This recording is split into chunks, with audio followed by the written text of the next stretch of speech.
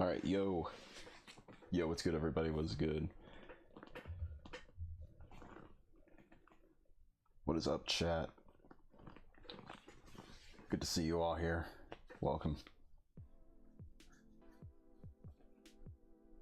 Welcome to, just a slow, casual, you know, hanging out, fucking off kind of stream. I ain't really got much planned for these. It's been a while since I've really just done like a kind of just a relax talk sesh, you know, but hoping to do kind of more of these throughout the year and onwards. So yeah, just figured I'd do something before I just call it a night. But in case you all missed it, here I got my phone still propped up here just so I can show you all. I still got this thing on my desk. If y'all missed it last night, we built the Sotheby, the real grade Sotheby. I mean, I am still just amazed by this thing. Like, I really like to mess around with these. I've gotten used to these. I got like a little bit of red on there, but yeah, you just pull these and then they just open up like that. That's one of my favorite features. Oh yeah, and of course with the gun, I gotta do this on camera. I gotta do that. I love that. But yeah, this thing is gonna be propped here tonight. Man, I still got my yogurt from last night. Or not last night, this morning. Man, the fuck am I doing? I mean, I guess I could eat it, but man. All right, here I gotta get the chat opened on my phone because unlike you all, I'm not rich and I don't have a dual monitor.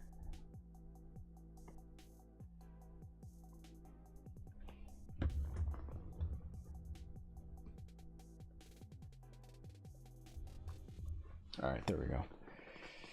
All right, but anyhow, let me just check something here before we begin.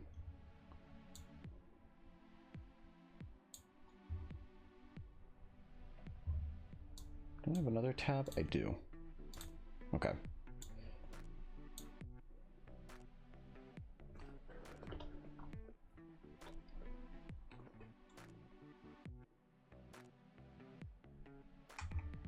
All right, just checking. Just want to make sure we were okay. All right. So here I'm going to pull up desktop and we'll go ahead and just get started here. Let's see. What do we have in watch later? There's been a lot of stuff I've got here. Oh yeah, here's one I wanted to watch. Former Games Workshop presenter built his first Gundam, Master Grade EX Strike. So we'll see what this is about. By the way, let me know how I sound, because I've been watching back on the VODs and I don't know, it feels like my voice is a lot louder than the music, so I kind of adjusted the variables. So just let me know if anybody is here. But anyways, wanted to see this. Games Workshop, they're the people who do Warhammer, right? This video is sponsored by Wayland Games. But it's not Warhammers, it's a Gundam. So this is a video first for me. I have never built a Gunpla or Gundam kit in my life. I've seen them. I've heard nothing but good stuff about them on the internet. Masquerade Lots of EX. people have told me, get a Strike Gundam Freedom. kit. You'll love it. It's Gundam cool. Get one. I was like, oh yeah, sure. Never got round to it. Never got around to Never it. got the Damn. opportunity to build one. Honestly, never opened the box. Don't know what to expect. I am an experienced hobbyist. I've been around the block a few times, so I know how to build kits. So this is going to be an interesting journey for me and for you guys, because some of you may not have built a kit either. You may not know what they look like. You don't even know what Gundam is. So we're all going to go on a little journey together and watch Peachy build a Gundam model. And I'm excited. All right. And also terrified, but mostly excited. Can't wait. I'm kind of excited. You know, I've noticed a lot of, maybe not a lot, but a good handful of people in the Warhammer community either try out Gunpla or make the jump or switch over to Gunpla. And I spoke to Kinder about this. That's a name that some of you may not have heard in a while. Shout out to him, by the way. I'm just glad to hear he's doing well. But anyways, we were talking the other day on Discord, and he was telling me that I should get into Warhammer. And I was like, man, I feel like Warhammer, it's just so much more intricate in the details. Because you get the kit and you assemble it together, but then you have to, you know, get the paint, do all these like details and get the colors right. And then if you want like weathering effects, and it's not even just the figure itself, but also the stand it's on, right? Like you gotta like put some color on the ground, right, on the base, and then you can like throw in some things to make it look dynamic, you know, in the scenery, throw in some twigs or branches, you know, just to make it feel lively.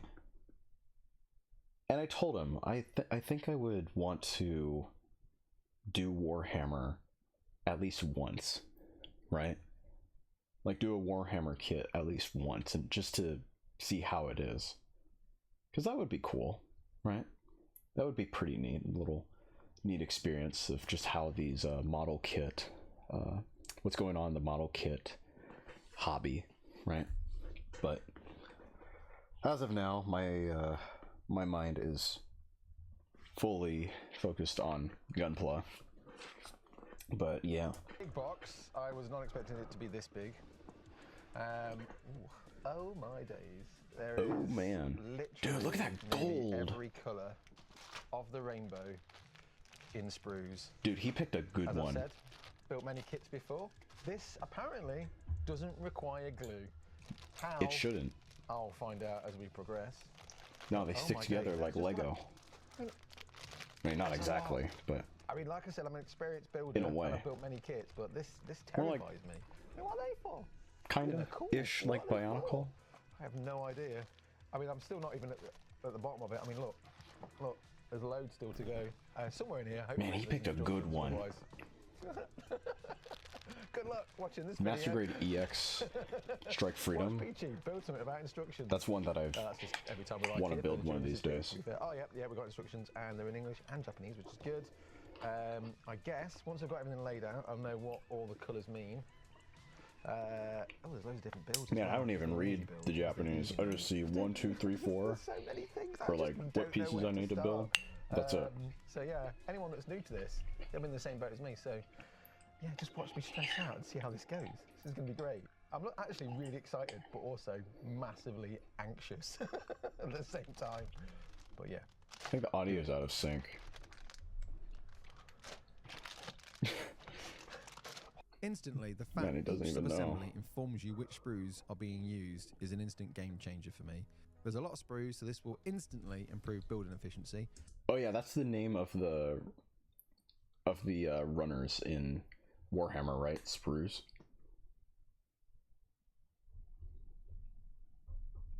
I think so. I wonder why. I think it's probably just regional dialect. you know, because this Warhammer's from the UK, right? So I don't know, tomato, one of those kind of ordeals.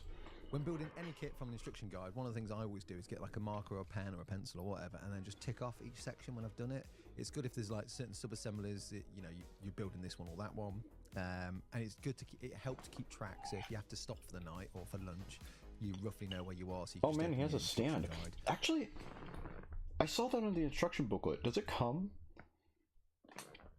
You know, with a little base stand? Yeah, that. Does it come with that? I have no idea. Because I've been saying for the last several streams, ever since I started building Gunplas live on stream, I was like, because you see all this shit that's just piled up on my desk, right? All the runners. And I'm like, man, I wish there was like a more neatly uniform way to just have them there and not just create so much clutter. You know, like I have to keep taking some out and then grabbing the right runner, right, and then putting it back, and then, you know, just topples, right, just stacks. You know, I don't want to have to do that every time. So I mean, if it comes with something like that, that's awesome, but man. So as a top tip, just for efficiency, it is worth doing it, even just to tick off, and you know you've done it, but it's just, it feels good. It's like ticking a tick box on a checklist of jobs to do. It feels good, so recommended.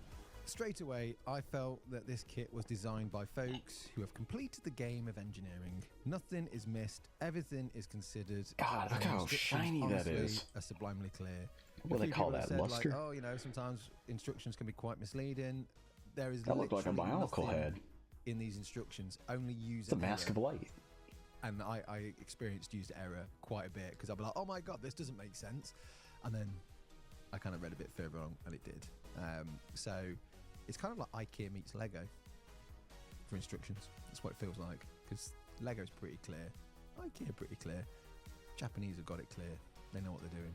I would just like to take a quick moment of your time Japanese to IKEA. talk about the sponsor of this video, Whaling Games, and how you can win Whaling Games, the same Gundam that Peachy's building in this video. We all know who Whaling Games are at this point. They're the lovely folks that sell us all of our favourite hobby products, tools, and needs at up to 20% off. Oh man. RP. Wait. Magic the Gathering Fallout? Come on now. Come on. That's too much.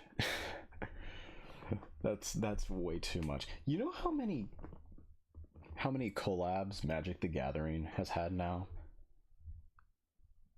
I'm sure there's like several others that just aren't coming to mind, but I know there's been Final Fantasy VII, Final Fantasy in general, Assassin's Creed. I think Hatsune Miku even had one. And you're telling me Fallout?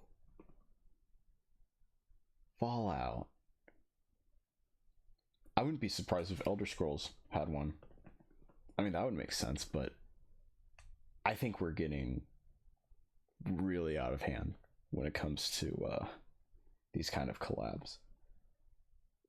Because I feel like with cards, especially with trading cards, whether it be Magic the Gathering, Pokemon, I don't really know necessarily if Yu-Gi-Oh!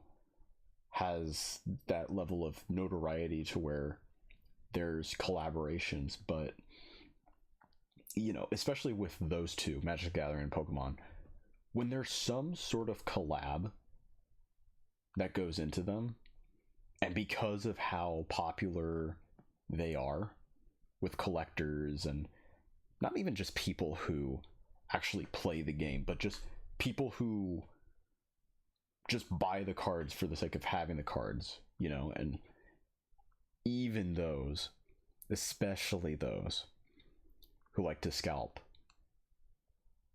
they see this as like an opportunity and be like, yes, we gotta have it. We gotta have that resale value. Ooh, we gotta get it. You know. That's just how I look at it. It's a shame, really, because on its face, it's a neat idea, but again, it's people just gotta ruin it somehow, They have a 4.9 star rating on Trustpilot. They've got a loyalty system, which makes things... Ooh. What do we got here? The Gundam Thunderbolt Verka. The perfect grade strike freedom. Master grade Hyakushiki. Ooh, the perfect grade Unleashed. RX-78-2, there it is. There it is, right there.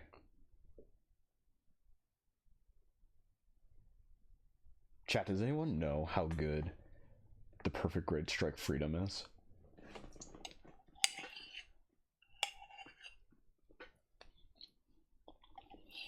Is that a good kit?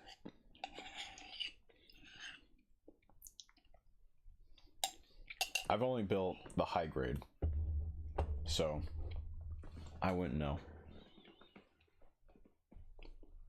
The Thunderbolt, look at those shields. What the hell? Even cheaper.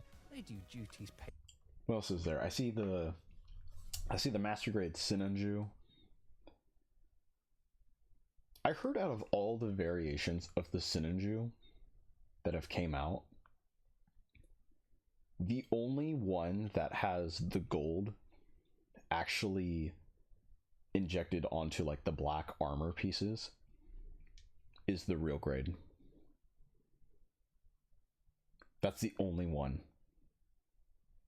And I think we've all heard about the real grade Sinanju. Just simply put, right? To Europe, the list goes on. They're amazing, and they now sell. It might be A amazing. metric ton of Gundams. And if you would like to put yourself in the running to win a copy of this Master Grade Extreme Strike Freedom Gundam, all you need to do is order any Gunpla or Gundam kit through Wayland Games and use our code at checkout. You'll be automatically entered. The link, checkout The code, Zaft mobile the full suit. terms and conditions are all available. I'm not even down that in the far description and the into pinned Seed. comment. I've only I wish I watched could enter. I bought Seed, a Gundam through but Wayland Games I recently. haven't This little watched dude, Destiny 'cause I watched Peachy or build Freedom this yet. big dude, and I wanted to try it out, but maybe something slightly less intimidating. I feel So, like I needed a break I from went for the little one. I'm looking forward to building watching it. all of Real that, grade, apparently. Transfers for days. Anyway, I'll let you get back to Peachy. all of that Enter the nonsense competition that if was you're in keen. Seed. These are really fun to build. Definitely recommend it. See you soon. Initially, I used a mix of AK clippers and God Hand, but as I discovered through the build, the plastic, though sturdy, does feel a smidgen softer than the plastics I'm used to. So I just kept to the God Hand in the end for the duration. It just made sense. As Oh, the opposed to keep God swapping around. Hand? Wait, the God Hand. Oh, wait a minute. Hold on. Unicorn was saying something about the God Hand. Right? God Hand. Yeah, this. God Hand. Holy shit. Yo.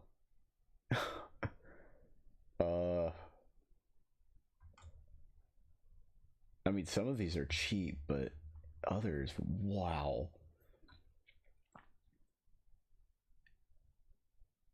You're telling me y'all are paying 50 to 60 bucks? Excuse me. For a little cutting tool?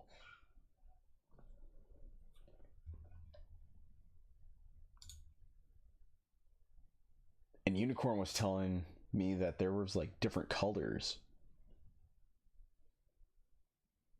Different colors that people were going for. That's crazy. Avoid using the tip of the blade. Tip of the blade is manufactured to be thinly sharp. Possibility it will break if the tip is used repeatedly. Cut using the middle part of the blade.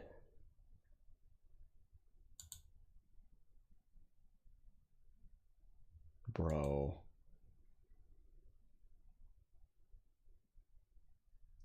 Chat, I'm just gonna say it, okay?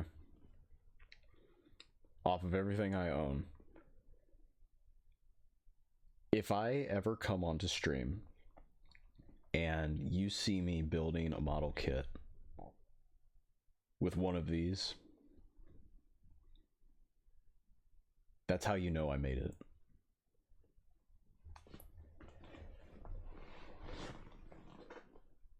That's how you know I'm in an okay spot. Alright? You heard it first, alright?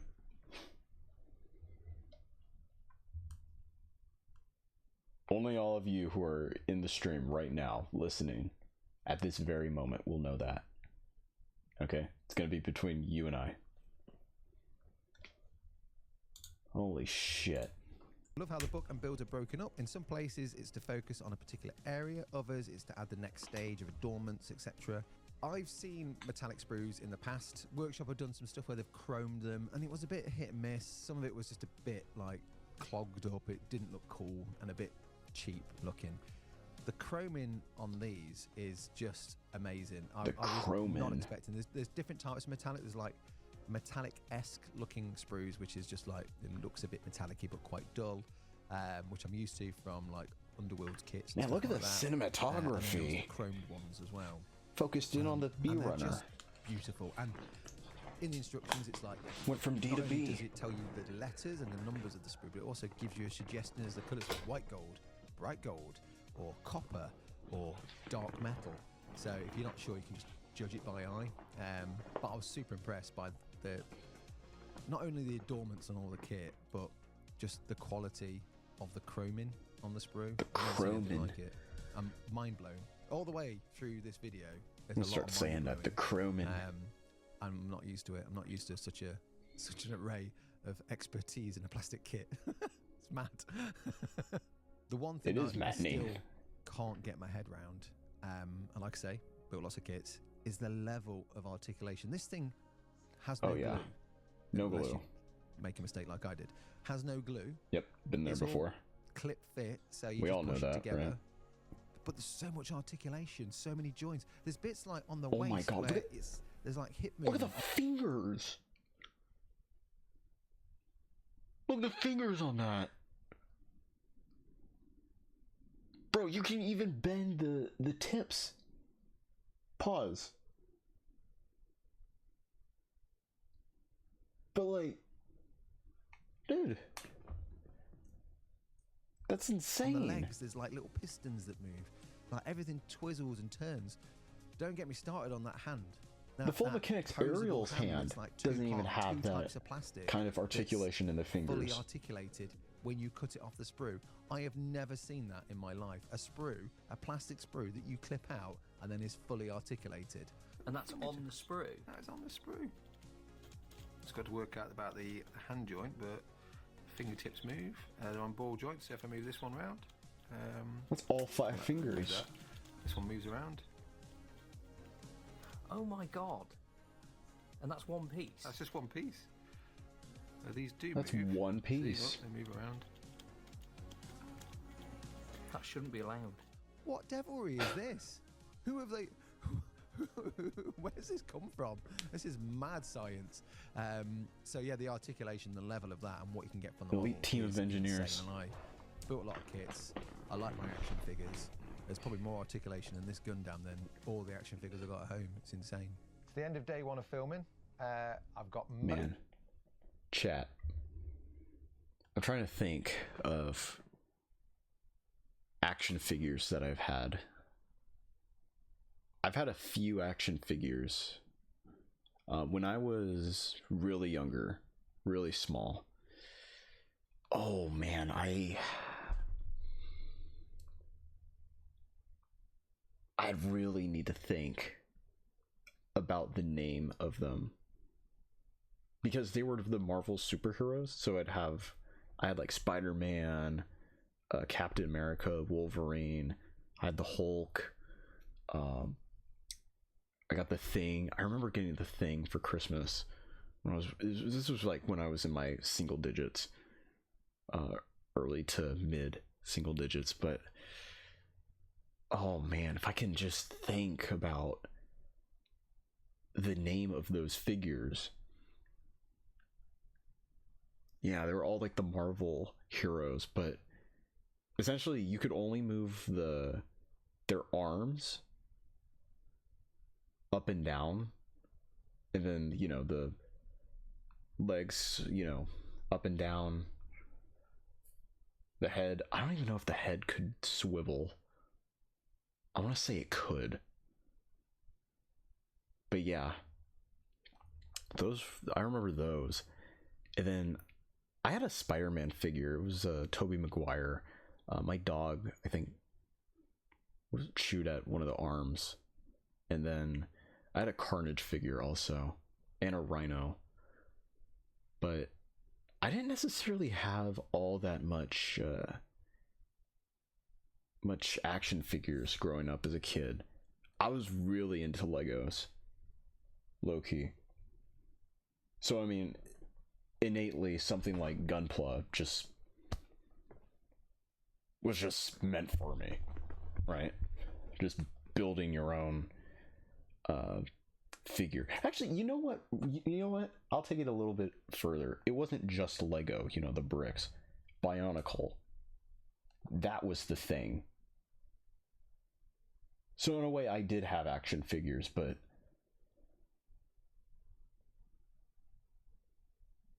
just not exactly ones that came pre-packaged, if that makes any sense. Yeah, 100%. 100%. Something like Bionicle sculpted me into. I'm just trying to think of how to word it. It molded me into being ready, having the capabilities of constructing something like Gunpla. Granted, I gotta take everything out of the runners and make sure the pieces are smooth and this and that, but man, yeah. Chat, did you have action figures growing up? Did anyone have action figures? Let me know in the comments. Most of the body built. What's left is things like armor, guns, things. There's lots of stuff to do. I've gone through all the emotions today, all of them. Excited, baffled, confused, overwhelmed, angry at one point. Angry? Oh, yep, I know that. I wasn't too keen on that stuff. Yep. But also super impressed as well. Like, just I know it. how the kit goes together. I mean, there's all these sprues, and I have to keep like changing out. Organisation, I think, is key. And just keep checking over when you start the next section. Look at what sprues you need, and then put them into this thing, which helps. Sometimes I use my lap as well, or my rug, to lean them up against. But I'm impressed with the kit so far. It's my first one I've ever done. It's so different to anything I've ever done, and I like it. I've thoroughly enjoyed the process so far. I knew you would. Can't wait for tomorrow. See what happens. So I made a boo-boo. Oh man! I accidentally. Oh, what happened? Because I was getting carried away. Clipped off. By the way, look at this. Look at this. Look at that. They have you build the entire inner frame first. Bro, look at this. This looks like something you would put in a museum. You put this in a display case.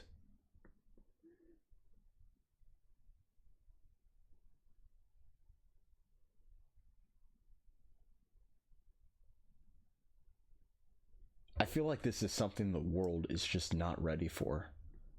To just gaze and behold. Like, you know how in biblical scripture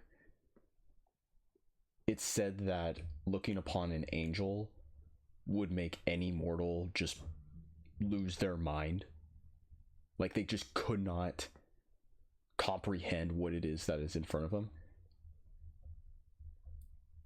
I'm thinking of that, but just toned down enough to where you know what you're looking at, but it's just unbelievable. That is exactly how I would describe what I'm seeing right now. Like, it's just that good. Look at this. So far, I only know one guy who's built this.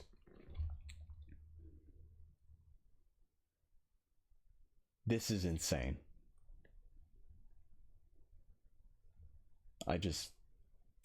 Wow. I accidentally, because I was getting carried away, clipped off 2 plugs that are meant to like secure into some holes. So I got some plugs, got some holes, and accidentally clipped them off because I thought they'll feed the wings.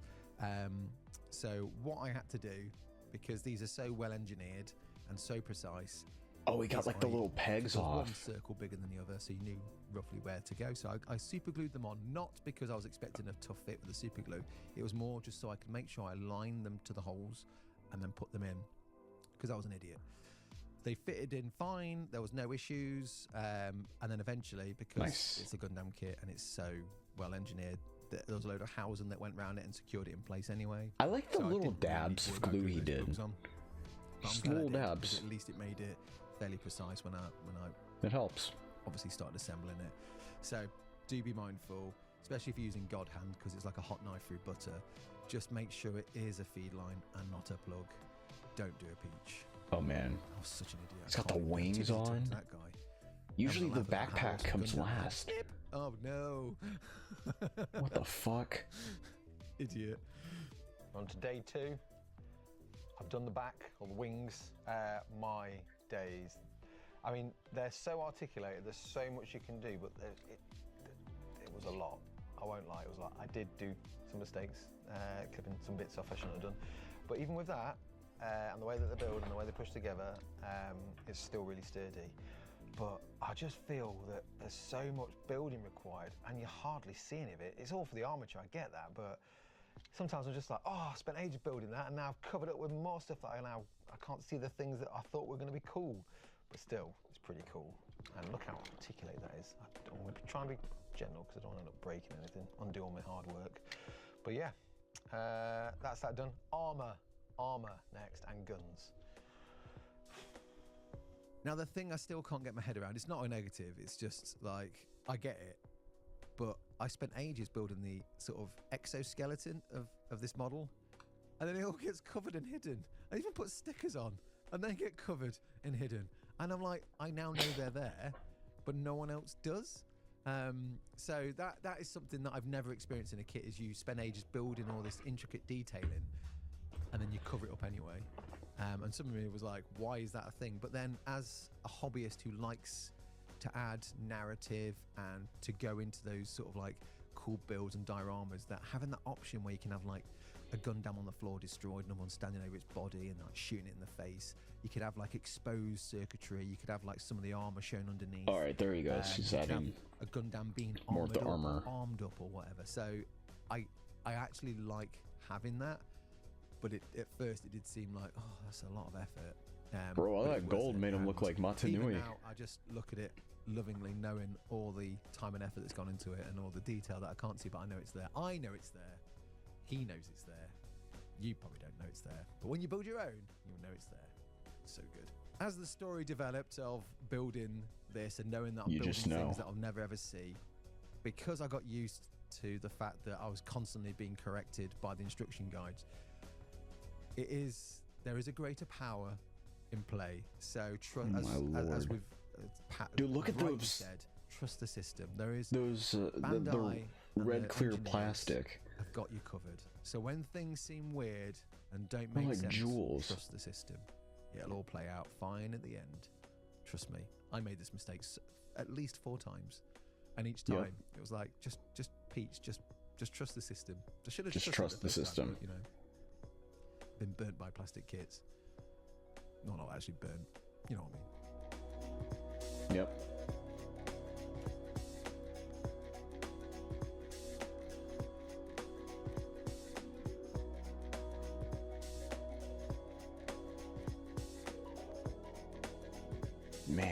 look at that thing. Look at the wings. Oh, there's the... As you can now see, I am the joined gun. by the Gundam. The Gundam. And it's a thing of beauty, posed by Wow. Pat. And beautifully It posed. should by come with Patrick. two. Very well done. I think it looks great. He's flying and everything. You're not Should put come with weapons in, two, but, you know, we can go weapons. past that. We can have a conversation about weapons. So I'm gonna do it now on screen. This thing like just connects together. Beam You can go saber. double-headed like Yep. light saber cutlass weapon, light lance. I don't know what you want to call it, but there's just so much stuff. I built the extra hands initially. I wasn't gonna build the extra hands as well, so I built those, and it does. You know, you can swap them out for different poses, but it's done. I keep looking at it with such love. I enjoyed the journey. Such I enjoyed love. the process. I'm proud of it as well. And You Pat should added some be. stickers on. He feels like he's contributed quite heavily This is to this amazing. build as well. It's true though. I mean, we're both like, I just enjoyed it, and I've never had this feeling with a kit before. And one of the things occurred to me is I have, like, we've all built kits over the God, years. look at those wings. Look at that. So majestic. It looks like a beacon of hope. If I just like looked up in the sky and I saw this thing above me, I would just feel like everything is okay in that moment, you know? My granddad would build like the Bismarck or the Cutty Sark, and he'd spend months building this Oh man. and build the hull, build Built the gun deck, battleships. and build the rigging and this, that, and the other. Yeah. And it was a labour of love, and I think that's what these really are. Yeah. It's not something you just want to knock out. It is in quick amazing to me how the evolution of manly hobbies, no matter what, when you look at each generation from somewhere in the 20th century onward to today, the one thing that has always been consistent have been model kits. That's it. Like, you can name anything else, right? Maybe some are as consistent, maybe some have fell off, or just aren't as good as they used to be. But out of all the hobbies that men have enjoyed for decades, model kits have been one of them. Everything from trains to battleships, little armies, military convoys, robots, cars, tanks, trucks, fighter planes, fighter jets.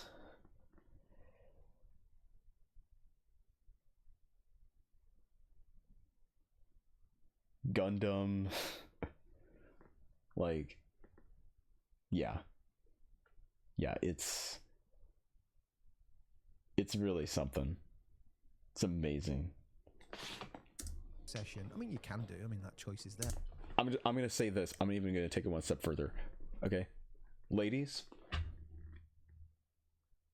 if you want to know the equivalent of giving flowers to a man, okay, if you want to find the equivalent for a man for what they do for giving flowers to a woman, if you want to find the equivalent of that, give them a high grade gunpla kit.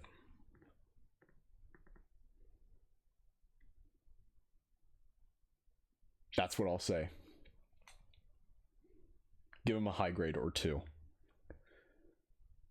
I guarantee you the level of dopamine that just circulates the brain when they see that, it's going to be just as good as if they gave you a bouquet of flowers. Hands down. I mean, am I wrong? Am I wrong? You can let me know, but that's my take. But it's something you want to take your time on, and it's the process that you're doing it for as well. So, you know, people don't build jigsaw puzzles just to like go, yeah, I built a jigsaw puzzle, break it all up. They do it because it's a process, it's enjoyable, and this felt like that. I've never been so emotionally attached to a model in my life that I've built. I can't believe it either. Yeah. I can't believe it either. Look, I've only built the Sazabi, the real grade Sazabi, for technically 2 nights now. I only finished the decals last night. I'm emotionally attached to it. Just looking at my shelf, I'm emotionally attached to my real grade Sharzaku. I'm attached to the Epion, the entry grade, the fucking entry grade RX-78-2, the high grade Goof, the full mechanics Ariel, the high grade Caliborn, the high grade Banshee Norn Destroy Mode, the high grade Sengoku Astray, the high grade Jesta, like, and the rest of them. It's amazing. It is amazing. I like to think for so many of us, because for some of you, you're probably watching this and thinking like, Katana, like, why are you getting so giddy over some piece of plastic, right? Like, you're acting like a kid, aren't you? And to that extent, you know, I will agree with you that, you know, these things, right? I mean, this looks like something that kids, teenagers should be into, and admittedly they should, right? But for me, I like to think that for all of us, especially in men, but to the extent of everyone, including women, there lies an inner kid that just never died. You know?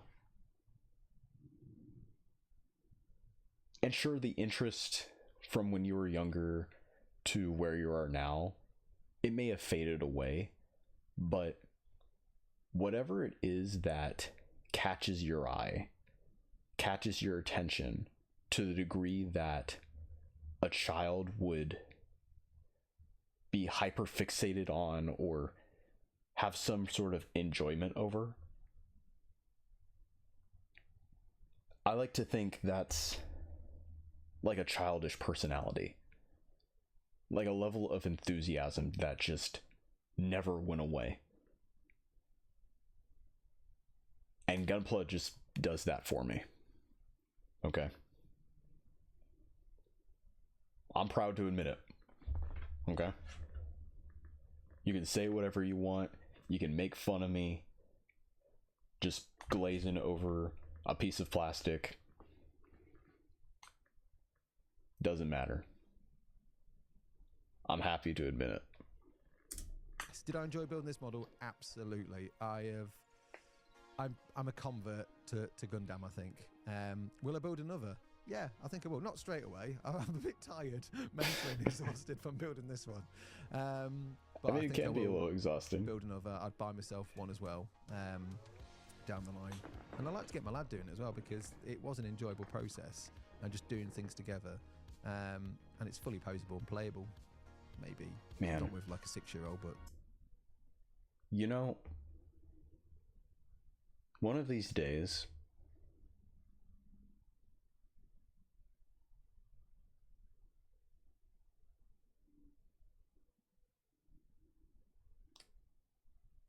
a few years ago, I had thought about wanting to do something with my dad. And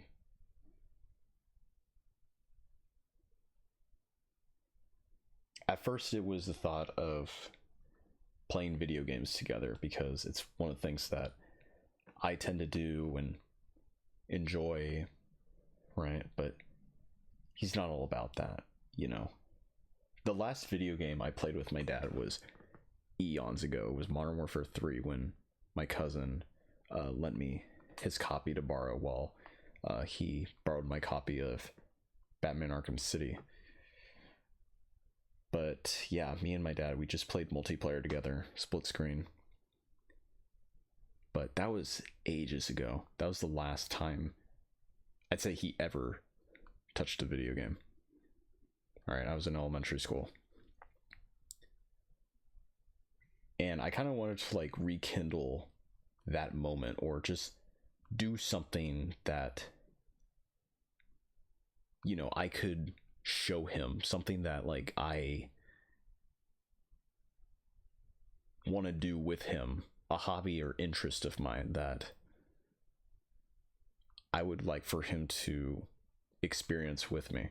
Because there's a lot of things that my dad he does that he also likes and enjoys, that he's gotten me into.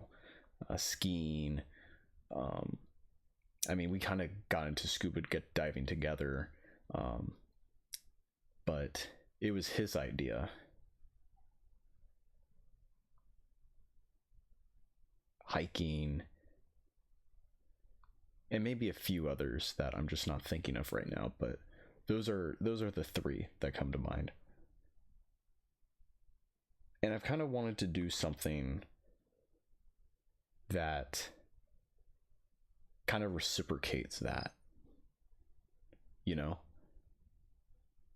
A few years ago, I remember this was after season 1 of Demon Slayer, okay, and the movie Mugen Train was out in theaters, and I had really wanted to see it, but frankly, I don't really have that many friends, or I'm actually gonna, well, at the time, I didn't really know anybody in my town, because I just moved here from high school and didn't know anyone, you know. And I told my dad about it, just thinking like, he's not into anime, he doesn't care about any of these like animated shows or cartoons, right? But he wanted to see it with me. He didn't know jack shit about Demon Slayer, but he was willing to go out and see the movie with me. And we did. You know, we saw it, and he thought it was alright. He thought it was an alright movie. But that was it. You know, that was... So far, that's pretty much the one thing we've done that was not only my idea, but was something that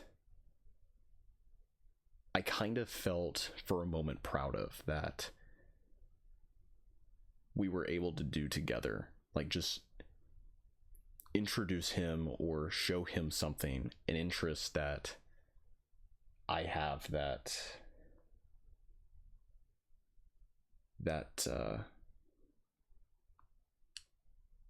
you know, we could, you know, bond over for a bit, right? And maybe the next thing, you know, I can do together, and I'm not trying to get emotional here, but the one thing we could do together is maybe build one of these.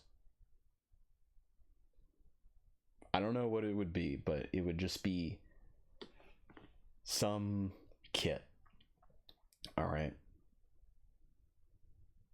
And if I'm really lucky, okay, if he's up, excuse me, if he's up for the idea, I would have him choose.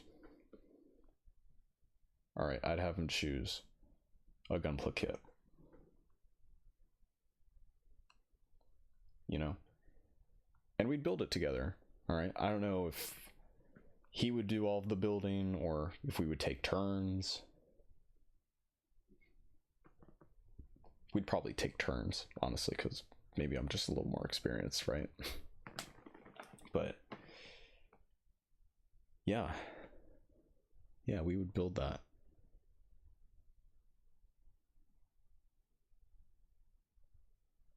I don't know. Anyways, I didn't want to go on an emotional tangent there, but it just dawned on me for a moment there. Let's continue. Probably someone that's a bit older. So I obviously talked about, like, you build lots of stuff and you then hide it with armor. But as me and Pat have been playing with this, and we've been playing with it a lot of those undersuit bits and those details are actually visible as you start to articulate it and start to move things around. So when you like move like the legs up, the skirt moves to the side and it spreads open. You can see yeah, those are like beautiful some of the gimmicks, gold underneath it and stuff like that. So it is, again, the engineering is sublime. I think whoever made this has, you know, finished the game of life. Really, they're just like they're on level 100. But yeah, it's just, you know, like, you move the arms, you can then see bits underneath, and then you lift the toes down, you can see bits underneath that. You move the wings, and they spread open and do things. You know, it's insane. I'm going to do it, but I'm now scared I'm going to break things. That's the other thing. I'm so worried that I'm going to break this, but it's so well built that it won't break. God, I get that feeling a lot with some of these. It's sturdy. It's amazing. I can't stop saying how amazing it is. It's just incredible. I've never experienced it. Sorry, I've never experienced anything like this. Should get out more. You're right. Don't put that in the comments. But yeah, it is an incredible kit. I think everyone should try building one at least once in their life. If there's one thing I learned about this video and the mistakes I made, is the great Japanese proverb, which is fall down 7 times, get up 8 times. Goodbye. Bloody Gundam. Interesting proverb. Just don't fall down an 8th time, I guess. But yeah, that's the video, guys. I like that. That's very wholesome, right? That was a nice wholesome video. Okay. Staying one console generation behind. So you guys know I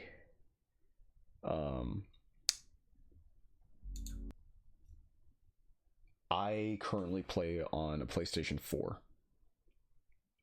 I have never, at this point, switched over to PS5, never bought an Xbox Series X or an S, don't have a PC, which, as long as I live under this roof, okay, that's never gonna happen. All right, that's just what I get for being indoctrinated into an Apple cult. But nonetheless, yeah, I play on a PS4, and I still have my Xbox 360. Yep, those are the only game consoles I have. There's some games I can play on my Mac. I have Hollow Knight, and I have like KOTOR DDLC, but that's about it.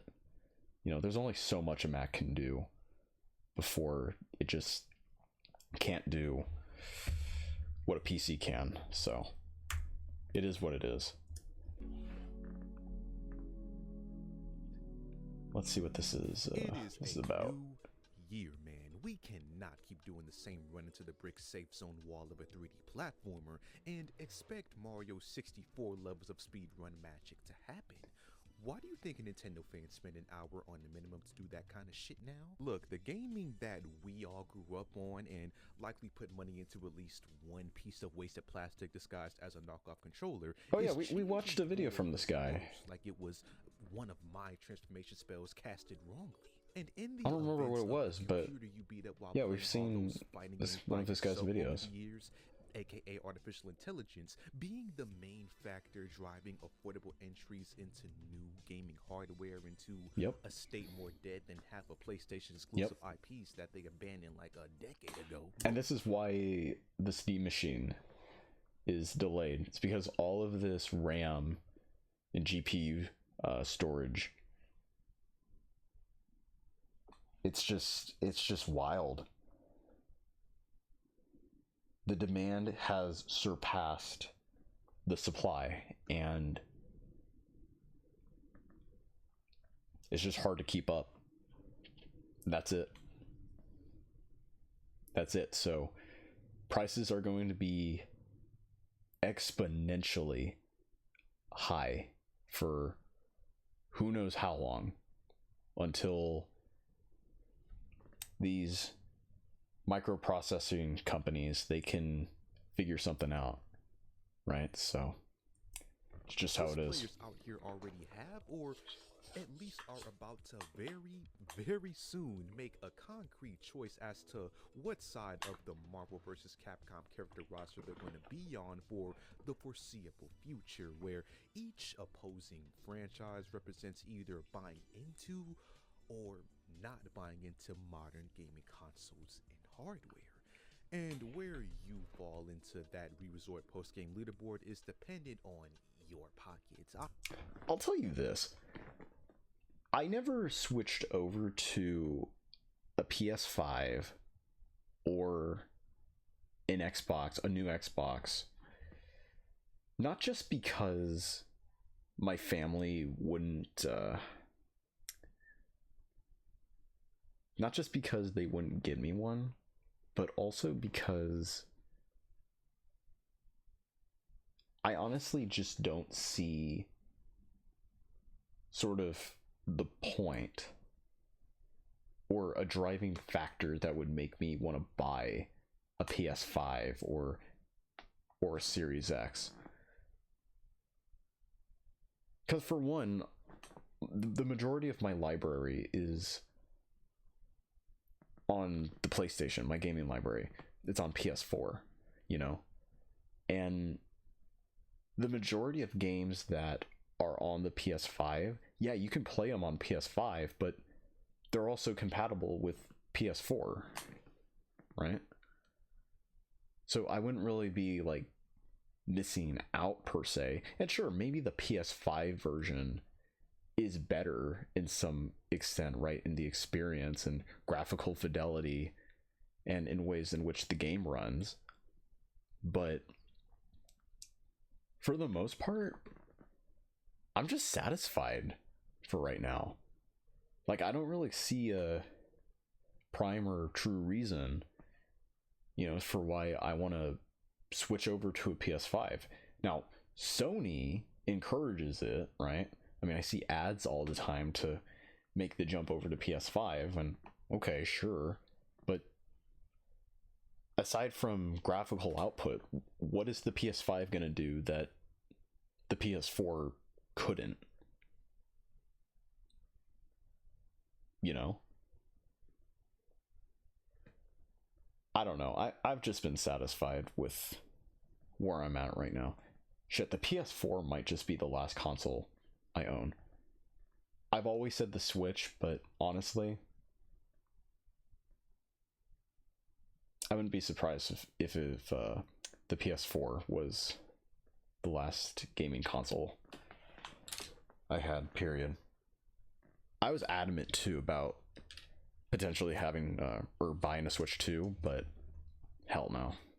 I personally got too much in my own pocket situation to get all deep into what you got going on. But as a wizard, it is part of my job to understand the minority groups of gamers like those. Oh man, wait! We gotta see this. It is part this of game my library. job to understand the minority. Let's see.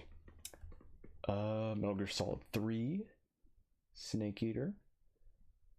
I see Fatal Frame 3. Let's see what we got here. Ace Combat 5. Armored Core. I don't know what Blood Omen 2 is.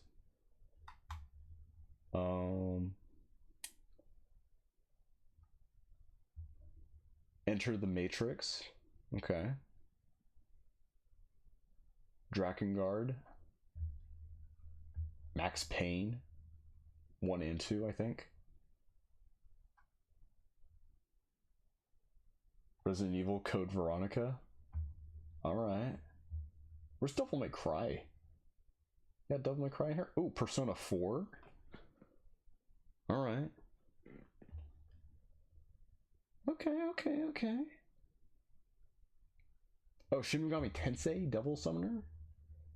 Oh, man, okay. Yeah. Alright, Resident Evil. Yeah, I see you. Chat, one of my favorite PS2 games was War of the Monsters. Have y'all ever played that? It's like an isometric fighting game where you play as these giant monsters. And the stages were just cities. You could destroy buildings, throw cars. I think the military would show up and you could just like pick up tanks and destroy the armies and stuff. It was fun. There were like cell phone towers that you could pick up and throw like javelins. It was great. It was a fun game. Groups of gamers like those Steam achievements with a I want games like that to come back. Because I can tell you for a fact that there is people out here who have been Damn, a pro for $400 and decided to keep their gaming lifestyle just one teeny tiny step behind, keeping their hardware purchases high ping lobby lag style. Yes, with the power invested in me, I am summoning all of the players who decide to stay just one console generation behind, either as a deliberate would be me, or just to save some money within video games. Wait, why am I both? I'm not describing the same person. Who the hell is not doing both? Show me who it is so I can show them the way. All I know is, man, these players recognize that gaming is that much more fun when you can find your own personal, like, meta to make sure a hobby as... Oh, man. What do we have here? Sega Saturn. Street Fighter 2. Never heard of that one. Halo 2. Fear 2. Shin Megami Tensei Devil Survivor 2. Final Fantasy 7. Battlefield Vietnam. Wow. God, that's an oldie. Call of Duty 1 and 2. Day of Defeat, never heard of that. Stalker. I don't know any of these games. SpongeBob and I don't know what this is. Is this a... That looks like a visual novel. I have no idea what these two are. Or I don't even know what this is right here. Expansive and especially as... Man, you don't even see games like these anymore out in like Target or Walmart, right? I remember when games that came on PC, they looked like this. You know, like bundled up in a kind of like this big box almost. Expensive as you don't see that anymore. Can be mini-map shrunk down and scaled correctly to how you get the most enjoyment out of these computer polygon playthings that take half a decade for developers to render nowadays. And this particular method of staying one console behind isn't anything new to the hobby in light of all these recent price inflation seasonal updates to the market. Probably not. Because of these events, it is all the more important to understand why these players who are technically a step behind are a lot of times simultaneously a step forward in all this, especially if you bought a Nintendo Switch 1 on deep discount before its price increased during the Switch 2 generation. I didn't know you had that investor dog in you like that. Look at you. Like, it is not hard to make sense of this backwards. I mean, you just had to be there. At all, since, to be honest... And I envy that. I envy the people who either bought a Switch or, shoot, even the newer consoles. Like an Xbox, like a new Xbox these days. They hike the prices up on those. So if you bought them like when they first came out, good on you, right? You can just start by saved up on quite a bit of money going on just by looking at what the future of most console generations are looking like right now. And trust me, it is not diverse as Cyberpunk Ghostbusters. I mean, the Xbox and PlayStation are dissolving their whole ideas of console exclusive games with how much they share in between each other and with the Overlord PC platform, while at the same time trying to accomplish the same graphic fidelity and even rumored operating system freedom that comes with the Overlord PC platform. The computer meat writing is genuinely insane. That's just what the majority of the market wants going forward, and it obviously goes without saying or being flashbang at the eyes at the side of the sticker shock that all of this stuff across the board, not just with Xbox and PlayStation, but also Nintendo and every other PC platform, that the price tags that they have are very much way up there. Oh man, I completely forgot there were different colored versions of the PS5.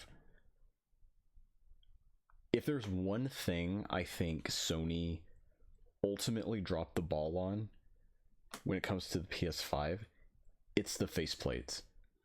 Because if they hadn't been such stingent bitches over third parties designing their own faceplates, and not only allowing third parties faceplates to be made and then like make their own designs as well, I could imagine, like, you know, the PS5 being kind of a bit of a fun console in a way to make it more expressive, you know? Like, give it some personality, some character. Have like different designs, details, right? I remember when I was little, I was interested in the idea of having decals for the Nintendo Wii.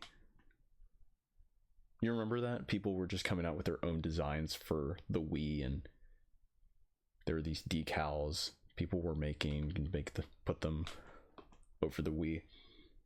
Yeah. I think the last gaming device that really had like swappable plates it was the new 3DS, wasn't it? I think so. The Game Boy Micro also had that. You could also change out the face plates, but yeah, I don't know what Sony were thinking, to be honest. Like, what the fuck? Why did they have to be such a bitch? Money. That's why. And they're doing nothing with it. Just like the specialty items at the top shelf of your local GameStop at this very moment.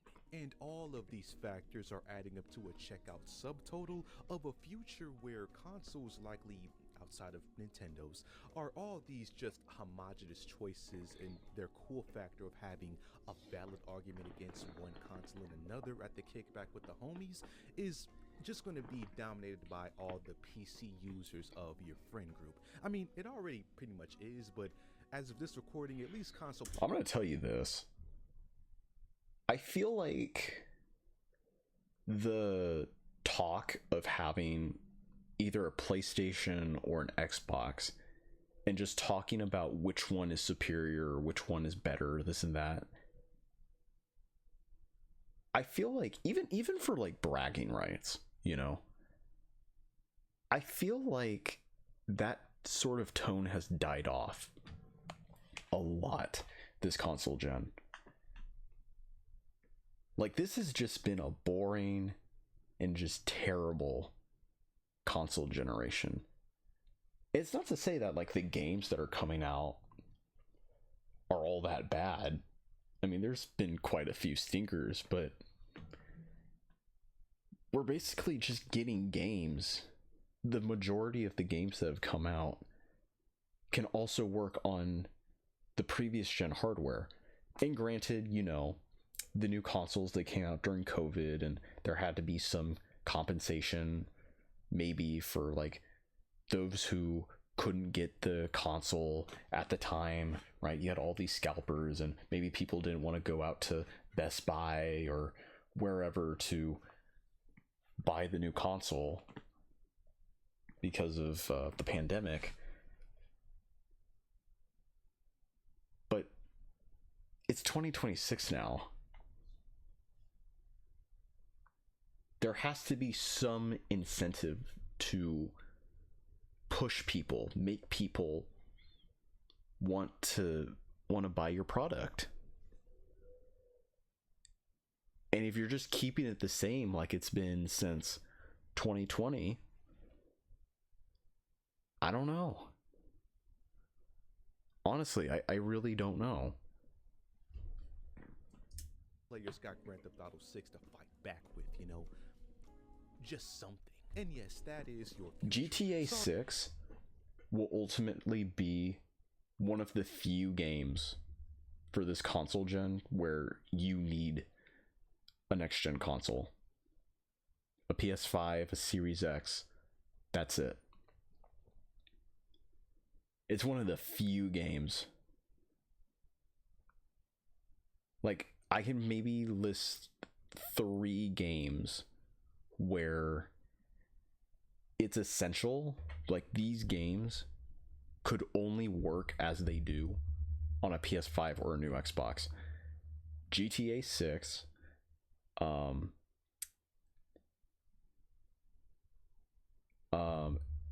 FF7, what's the new part to Final Fantasy 7 remake? Give me a moment.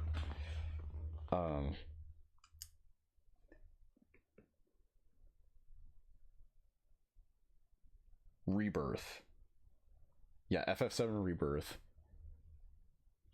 And then finally Cyberpunk 2077. Even though it came out on the PS4 also and the Xbox One, I think just for having the true ultimate experience that the developers intended the game to be, you'd have to play it on the PS5 or as a Series X. That's it. Those are the only games I can think of where it's justified for those games to be on an next-gen console, where you'd have to play it.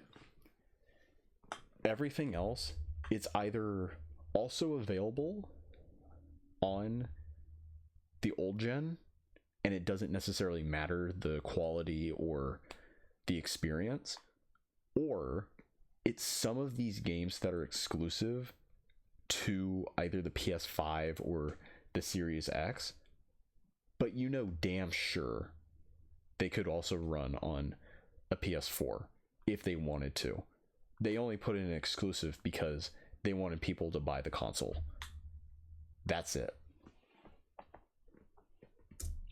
Sorry to skip every cutscene and spoil the endgame boss battle, but with a pretty bleak reality of the next phase of console gaming, part of the reason we're able to see some of this stuff so clearly and hopefully prepare for the worst in reaction to it is because, man, these things are easily pointed out by those experiencing the current last-gen hardware, and then connecting the dots as to why third-party devices that does something Xbox did. Oh yeah, this thing outsold the Xbox. This thing outsold the Xbox in Black Friday. And I don't even know what the fuck it is. You probably don't even know what it is. The next Playground. Hey, listen. I'm just gonna say it. is it any surprise that people are buying things that are not only good but affordable?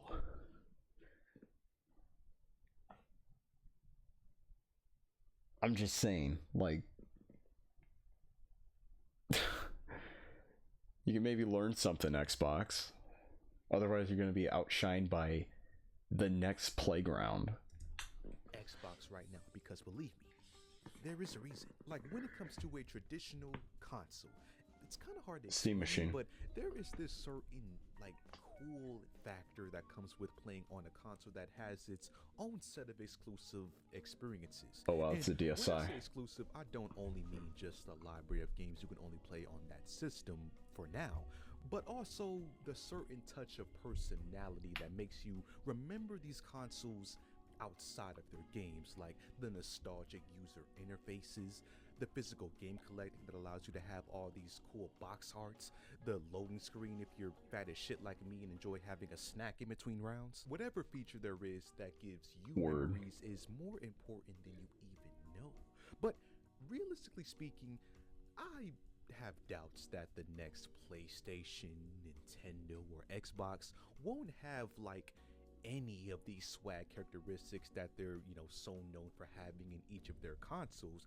I've just been cursed with the knowledge to observe that within each past and present console generation, something that somebody liked was removed going into the next piece of hardware down the line. I completely agree with that. Like, if you think about the last few console generations, okay?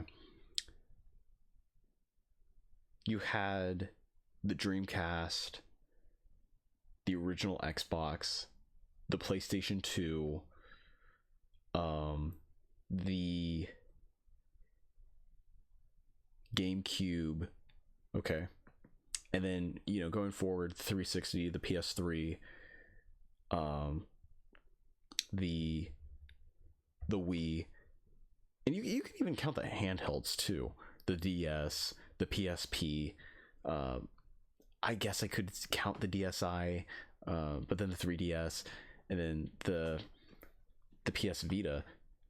There was something about them that had some kind of unique character, where when you heard a certain sound or given or looked at a certain image from its interface, something would like flicker in your mind, where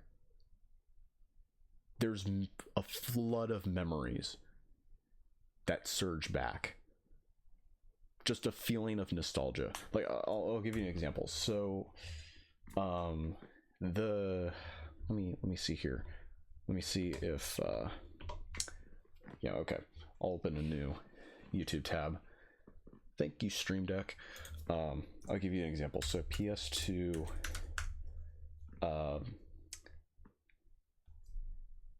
memory card icons. People who had a PS2, this shit was good. Actually, here, I'll do, just to make it even better, I'll do DMC3. Yeah, I'll do this. So it was all expressive. Like, Sony went above and beyond to give even the icons for the games that are stored in the memory card some sort of character. Because I like to think the level of passion these game companies and game devs, they had a high level of passion back in the day. Like, they wanted these consoles or these games to be well known, right? And obviously some of them didn't have an icon, like, some of these in the background that have like these squares on them, right? But most of them did. Most of them had like a unique 3D animated icon. And Devil May Cry 3 you know, you have ladies standing on the rocket launcher here. If you wanted to delete it, look at that. Look at that. They had her crying. And that's it. Like, where did that go? Where did that level of personality and flair go? You know what I mean? Can be a deal breaker for someone right now getting some serious Mario Kart 200cc mileage out of their PlayStation 4 in the late era of the PlayStation 5. These consoles really are like cars. Keep it clean and swap out parts every few years and you will have it for a very long time. And that is really the idea that gamers are slowly starting to come back and seek out in droves here in the modern age, which is longevity. Dude, longevity. We're in a timeline with components so advanced and becoming so future-proof that the aforementioned PlayStation 4 is still having new games made for it to this day. Yeah. Granted, it's not any of the first-party games from Sony. The PS4 is now turning 13 years old, and it is still getting new games as if it were 2013.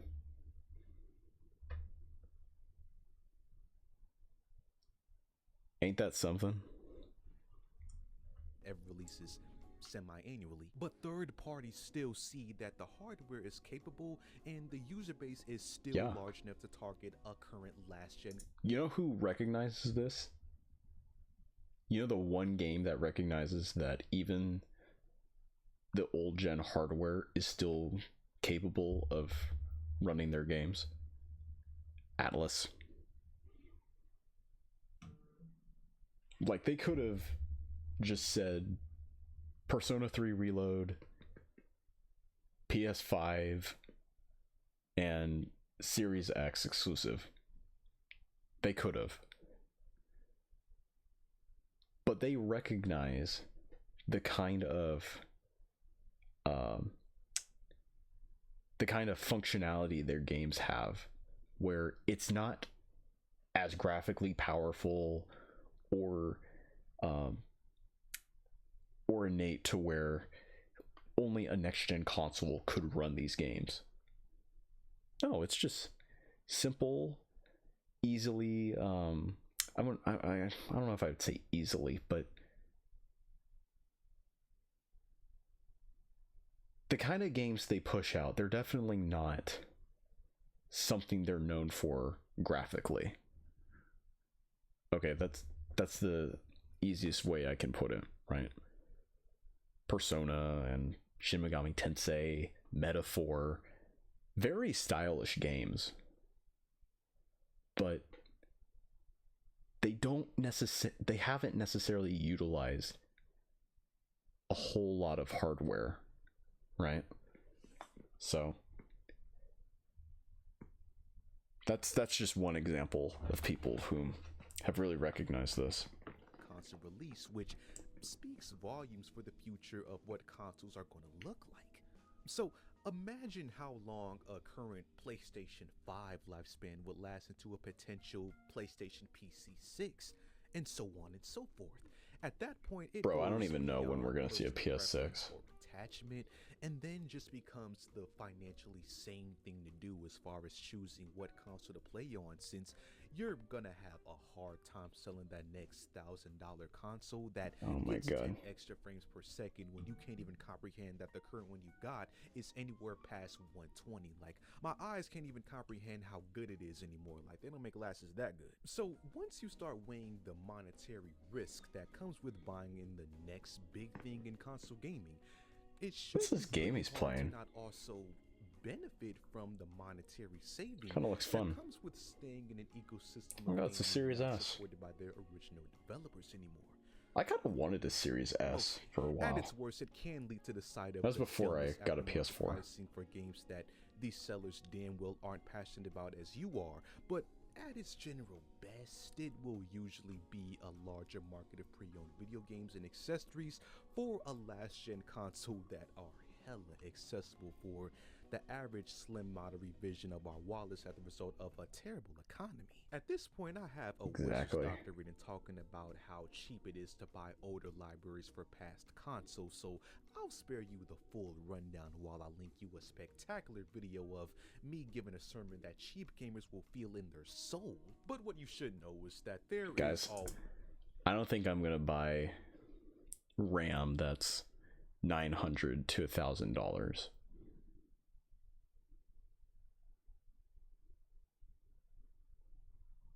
That's all I'm gonna say.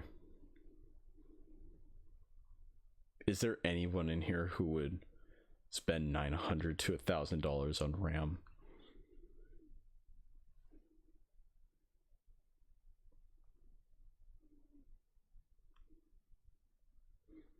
Yeah, I thought so. ways, sales, used markets, hell, even just knowing somebody who doesn't want their old Nintendo Switch or whatever console anymore and just give you that type of stuff for free out here for practically anyone to take advantage of and hopefully save a few dollars when it comes to buying a console or buying games for an older console. The only thing about it is, once you start saving so much and the value of what you get for how little you pay grows accustomed to you, it's gonna be very hard to Damn. pay for. Clearance. Super Mario RPG. And what is that? Pikmin 4? Damn. Nobody wanted you. Full price for a video game or a console ever again. But Wait. Oh no, this is the consoles. Okay, I was about to that's say, the point, because this video who is the really just a fuck would wish be woulda converted paying to that a for last-gen console a gamer if controller? You weren't one already. Don't panic. There's nothing you can do now. You know too much. Listen, man, there is never anything wrong with sticking to what you know in this gaming hobby, since the main plot of it all is undergoing serious changes in each season that we live through. First, it was the subscription-based landscape, and now it's going to be AI and all the slap Chat, that can we comes just with go that. back to So 2000s sadly, aesthetics, we're in too please? deep to just fire the writing team. It's very easy to have a sad outlook of it all and not be hopeful Before for the corporate future minimalism, of can we just the go back to next that? generation of video games. But you know what? So the fuck what is what? You don't need to wait for some bubble to pop or reluctantly eat water for dinner for a year just to afford a new piece of hardware and achieve this sensation of fun, when you can either have fun on the system you already have or pay so much less getting the console from the last generation that reached its final form during the age of the new one, so you don't even have to wait or question if it's ever gonna get good like you do for some of the newer stuff releasing. Yeah, sure, we all get that urge to want to experience the latest gaming thing after we see maybe a trailer that excites us, or more commonly experience the fear of knowing that the price of a new console is as low as it's going to be for a short time, since third-party price interruption has yet to be patched. So yeah, at first it can be weird to be a little behind, but if Gran Turismo Racing has taught me anything, it's that even the ones in last place can easily come out victorious if all the other fast cars ahead of them are going too fast for their own good. I never played Gran Turismo, so I wouldn't know. Oh, we got a little bit more. And that's all that I got for today, man. If you enjoy, leave a like on the video, subscribe, and yeah, I'll see you guys in the next video. Happy New Year. Happy New Year, man. Very informative video, just like the last one. Even though I don't remember what the last one was about, but I know that was informative. Man, I'm gonna take these out. I think we'll do one more.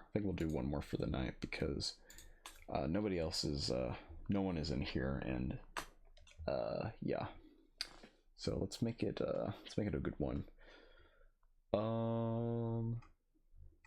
We'll watch this one maybe next time, but all right. This is one I've been waiting on a lot. Okay. Every difference between Carl's Jr.'s and Hardee's.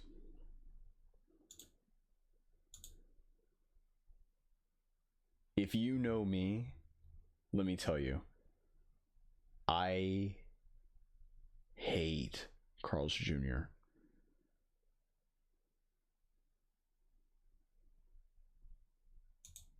I don't like Carl's Jr. at all. Like, listen, it's not that they make, I know it's a running gag that, oh, Kitana, he fucking hates Carl's Jr. He wants every Carl's Jr. to burn to the ground. No. Have you ever... No, wait. I just cannot fathom buying something so mid, like a bacon western cheeseburger combo meal, okay, and spending nearly $20, you know?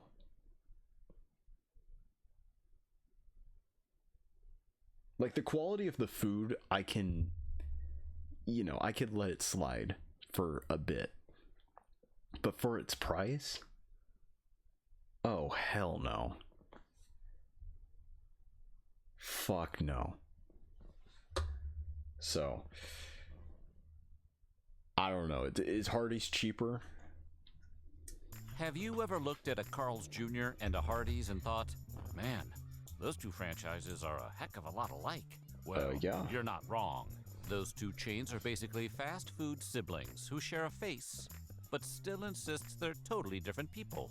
Which is why today we're answering the question, what's the difference between Carl's Jr. and Hardee's? I hope it's pricing.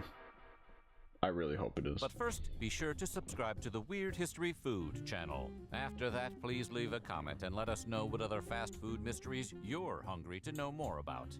Okay, let's start where all great American fast food stories begin. With a man, a dream, and a griddle. Tale of two burger joints. For two restaurants that look like palette-swapped versions of each other, Carl's Jr. and Hardee's managed to build entirely different reputations. If there's one thing, though, I will say that Carl's Jr. definitely has an edge over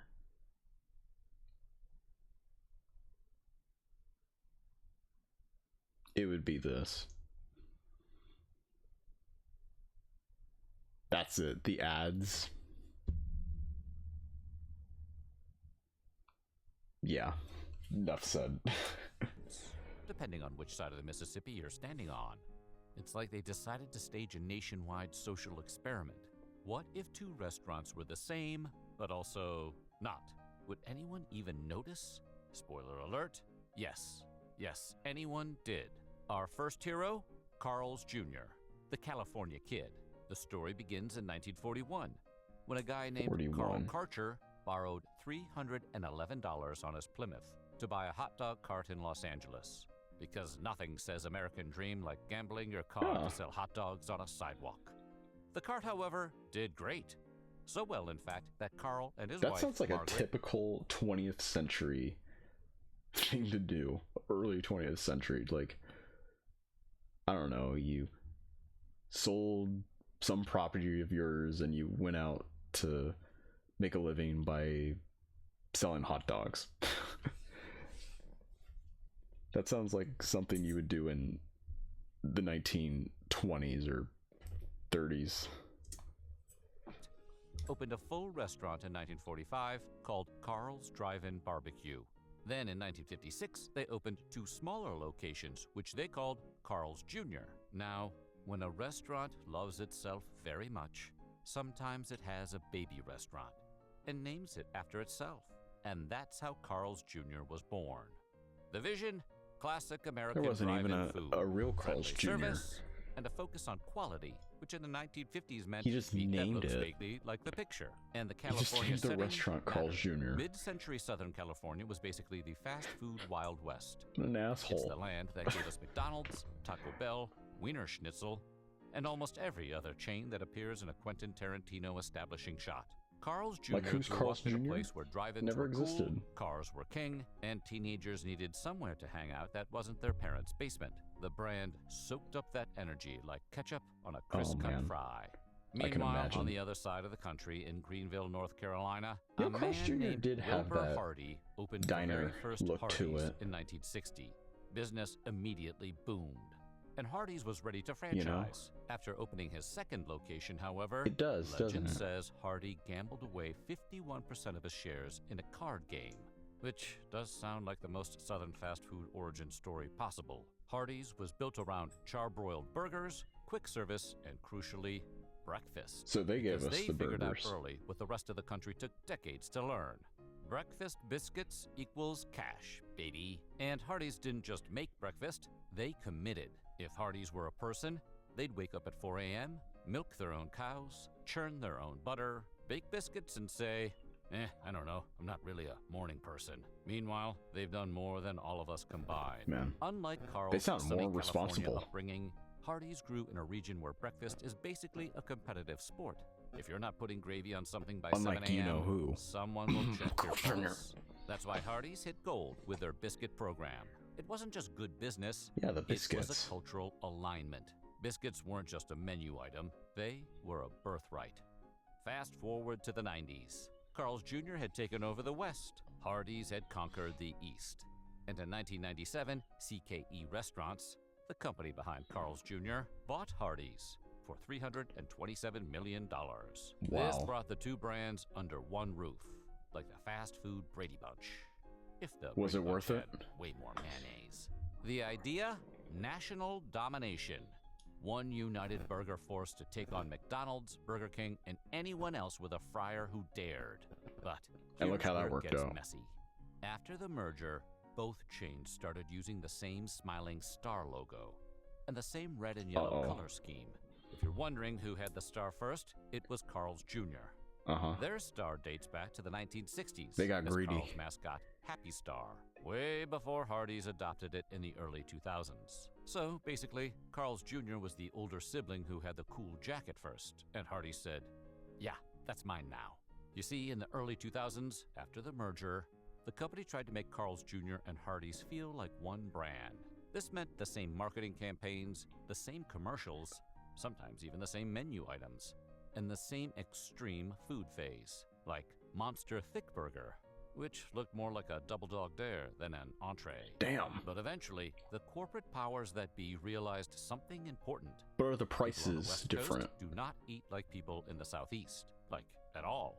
So the brands slowly started pulling apart again, like a messy fast food divorce, where everyone Damn. still shares a mascot for the sake of the kids. So it wasn't worth it. And it was Carl's Jr.'s Today, fault. Carl's Jr. Of and course it Hardee's was. exist like two exes who co-parent without speaking to each other. Here's how the geography breaks down. Hardee's has over 1,800 locations in 32 states. Damn. Most prominently in the Southeast. What is that?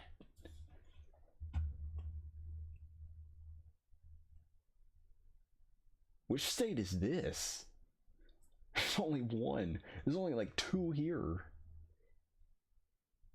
I mean, this is probably unrepresentative because there's 1,800 locations. There's no way in hell these are 1,800 stars.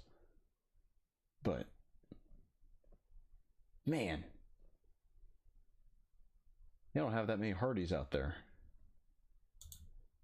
They got none over Midwest. here. Plus, they have international locations in 13 different countries. Carl's Jr. They have has none on the over East Coast. 1,100 locations across 15 states, primarily in the West and Southwest. Their international presence, however, is larger, boasting a whopping 28 countries. Holy There are shit. some states with both, like Wyoming, Kansas, and Colorado, which means some Americans get the extremely Wyoming. niche privilege of being confused in real time. Imagine pulling off a highway and thinking, wait, wasn't this a Hardee's when I drove past it last week? And suddenly you're questioning reality, your Maps app, and whether fast food is becoming sentient. And it's true. Internationally, Carl's Jr. is the favorite child. In places like Mexico, Of course Spain, it would. and several Middle Eastern countries, Carl's Jr. is the face of the brand. Hardee's Carl's does Jr. appear gets all the overseas. attention. but it's like the one cousin who you kind of forget about until the holidays roll around. Meanwhile, Americans stuck in regions with only one of the chains often grow up thinking the other one is some kind of myth, like Bigfoot or In-N-Out on the East Coast. Or Buc-ee's. Now, let's talk food, because this is where the personality split gets juicy. All right. Hardee's loves breakfast. They have made from Breakfast. scratch biscuits, biscuit sandwiches, Gotcha. cinnamon raisin biscuits, biscuits and gravy, basically every Southern breakfast item short of sweet tea and an IV drip. If Carl's Jr. is the cool teenager who sleeps until noon, Hardee's is your grandma who's been up since dawn making biscuits with the strength of 1,000 suns. Carl's Jr. Hardee's puts in the focuses more work. on I'd be willing to bet the quality in food in Hardee's is better. And whatever price they put it at, okay, as long as it's like not out of the park, it'd be justified. Even if it was like around nearly $20, the kind of quality of food you're getting, extremely justified. Versus something mid and outrageous like Carl's Jr. over here. Like char-broiled burgers, what they got? Western bacon cheeseburgers, jalapeno burgers, and bigger, bolder sandwiches. Didn't It's more Miyazaki say that the jalapeno burger from Carl's Jr.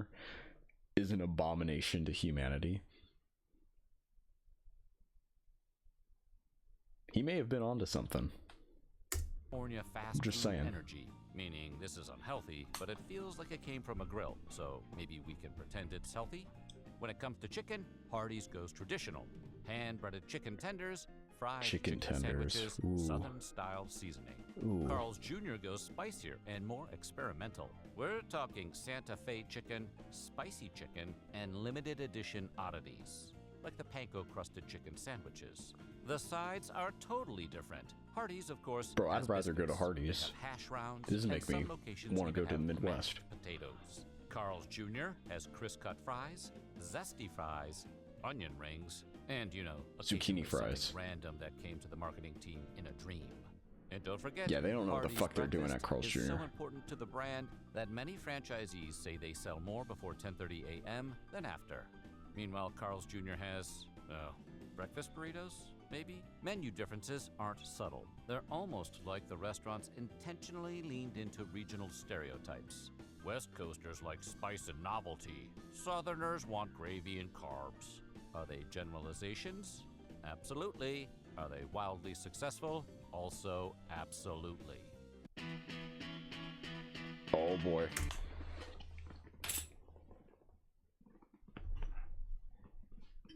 I might get banned from this, but I don't know. Let's see. Now we should talk ads. What do we got? Oh boy, the ads. In the early 2000s, Hardee's launched ad campaigns so over-the-top sexy that they made Axe body spray commercials I get it. look subtle. Chicken Their breast. salacious slogans included "more than a piece of meat" and "name our holes." Yes, for biscuits. Yeah, it was biscuit totally holes. and clearly about biscuits, of Mhm. course. And you might be guessing that at this time their marketing team was made mostly of 14-year-old boys. Then in 2015, Carl's Jr. said, "Hold my burger," and released its own infamous ad. A model wandered around a Oh, farmer's man. market, shot to appear like she might be naked, all to advertise a burger that was all natural. The jokes wrote themselves. By 2017, criticism had piled up. So the chains launched a campaign featuring a fictional CEO named Carl Hardy Sr., who returns to the Bruh. company to say, "Enough with the sexy ads. We're focusing on food." Since 2018, Carl's Jr. and Hardee's Sound like have a pussy. advertised independently again. Carl's Jr. tends to go with bold, flashy, high-energy West Coast swagger. Hardee's keeps it more down-home and comfort food focused. Once again giving, "Your grandma woke up at dawn to make you this See, biscuit." this is when all that PC woke shit happened. And it wasn't until what's her name? I even bought the meal. I was even willing to get the app and get the free meal because of this. Shit, what was her name?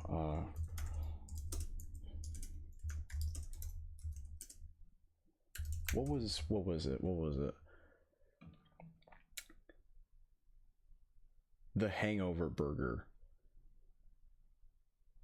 Alex Earl. Yeah. That's it right there. Yeah, her ad basically like brought back the kind of character the Carl's Jr. advertisements had. With all the hot, sexy girls. But haven't seen that since. Maybe this year. Who knows? The attempt to unify Carl's Jr. and Hardee's was doomed from the beginning. It was like trying to combine a lumberjack and a surfer into one person. Yep, and it was all Technically Carl's Jr.'s fault. But deeply confusing. Today, the company seems to understand that Hardee's thrives in small towns and rural communities. And Carl's Jr. thrives in big cities and suburban areas. Trying to merge their identities confused customers and annoyed franchisees. Like showing up to school one day and your teacher says, "Starting today, we'll be calling you your twin's name." Like, no, thank you. By splitting the brands again, each chain was able to lean into its strengths, cater to its region, and build marketing that actually works. Yeah, Recent and ad what was the campaigns have point? performed better, and both chains seem to know who they are now. Yeah. And you know what? That's more than most people could say for themselves. So way to go. Here's the TLDR. What was even the point of the Today, buyout? Carl's Jr. and Hardee's are basically fast food cousins, or estranged twins. Related, but living totally different lives. One's a beachy California burger bro, and the other is a biscuit-making southern dad with a great mustache. And both are out here doing their thing. I think I'd rather go there. One region at a time. So what do you think? And which do you prefer? Carl's Jr. or Hardee's? Man, I ain't gonna lie.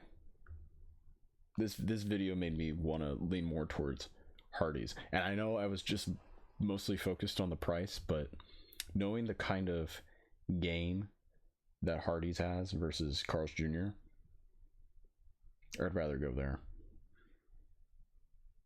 Folks, we're moving over to Wyoming. No. We're going to Kentucky. How about that? We're moving to Kentucky.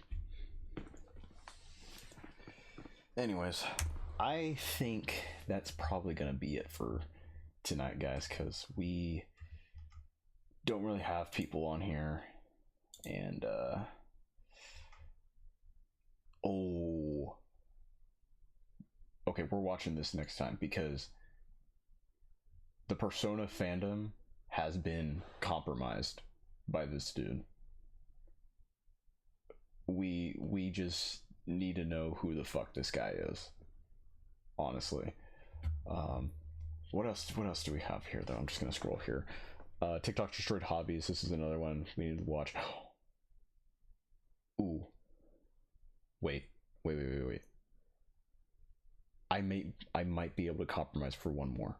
Oh yeah, we'll watch this one too eventually, but oh man, I really want to watch this. Most autistic hobbies. Let's fucking go. Autistic fandoms and hobbies. That is what we're going to be talking about today, okay? And understand Oh yeah. what I mean. And we're ranking them. You ever see somebody that's a little bit too into weightlifting? Like they start counting macros to a point where it starts getting to like, brother, did you really just calculate the off gram of your creatine inside of your little protein shake? Mm-hmm. And then you're doing the rotational math of the globe to calculate the circumference of your deltoid. Yep. I respect that guy, okay? And understand this, bro. I'm gonna be talking about It's a system. a lot of tism in this video, okay? It's a system. Because I do believe certain things to get good at, like It's a system within a tism. Arts, Warhammer, and frankly, just like YouTube in general. I think you gotta have a smidgen of the tism at bare minimum, dog. But I say that with love. Bro's got a Lego Infinity Gauntlet. A Like me. smidgen of the tism keeps away the depressing, but also makes you a very, very interesting person, in my opinion. And here are going to be some fandoms and hobbies that I believe have the most tism. Okay, everything from Let's go. D&D to dinosaurs to martial arts. Dinosaurs is gonna be up there. We are gonna be ranking them on how much tism I believe they have. Bro, okay? chat. Any of y'all fuck with dinosaurs? Like, comment, and subscribe. We are trying to get to 500,000 subscribers before the release of My favorite GTA 6. dinosaur is the Triceratops. Hit the bell icon to stay notified, and let's get into the video. That's my astrology sign. Y'all know that from a few streams ago. Oh man. Some of the most obviously like autistic people I've ever seen in terms of being able to get away with it. I've never been a car dude, but no, bro, I'm sorry. If you at the same time, I enjoy being near car dudes. The most minute detail of their lifted Ford F-150, okay, that they got from 1997. A tear comes down my cheek because that is certified tism right there, okay? This is a man that is so obsessed with the finer details of his craft that this man will spend the next 16 hours trying to figure out how to replace a bolt, okay? This man will be driving his car and he can, like, differentiate different car problems based off the echo of him going over a speed bump.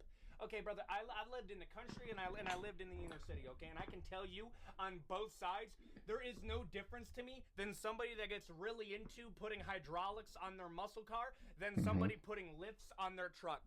And it is the similar amount of tism, in my opinion. I remember working my dad drives Walmart, a truck. and I was in the back room. I can attest to And let me tell you this. something, bro.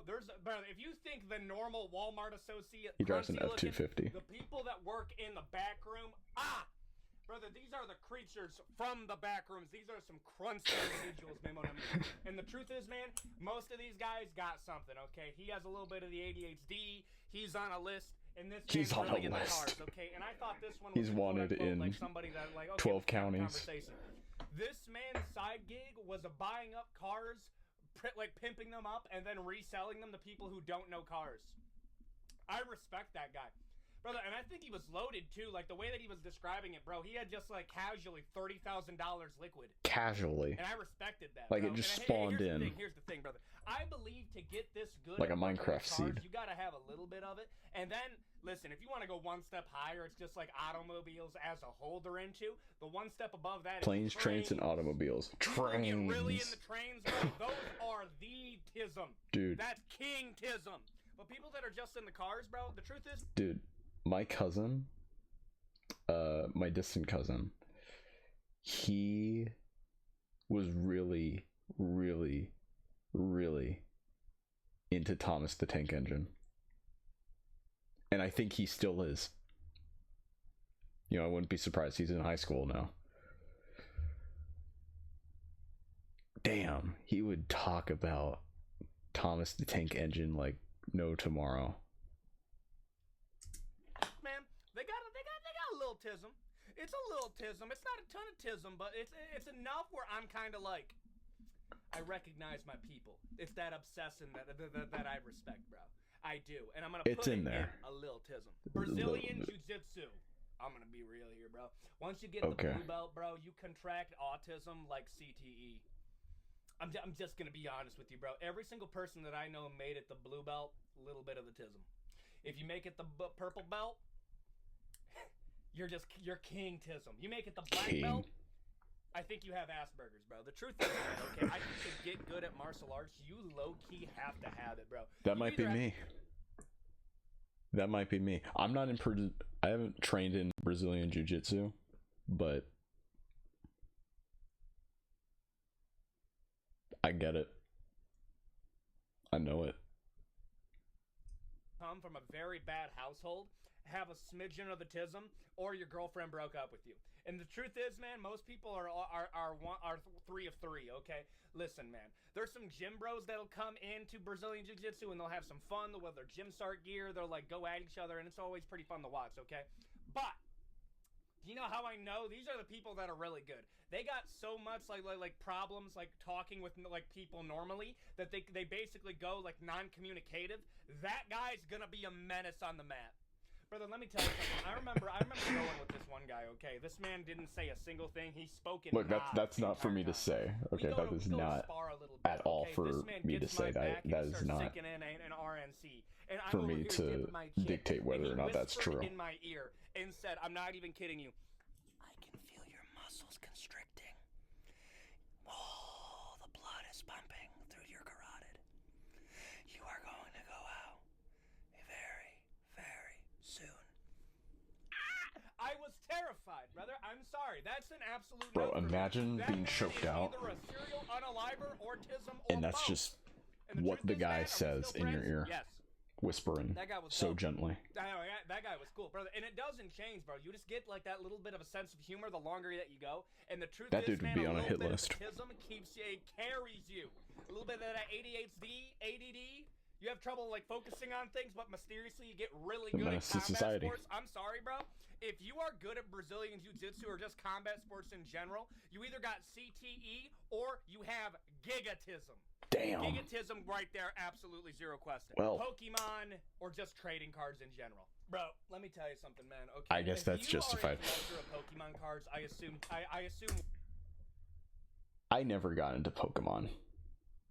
I think I've said this before on stream, but I never got into Pokemon. My sister did. My cousins did. But I didn't really get into it. I don't know why. Like, I didn't see anything wrong with it. It just didn't... I just didn't connect with it as much as they did. I was into, like, Bakugan. That's it. one of two things. One, actually, I assume three things.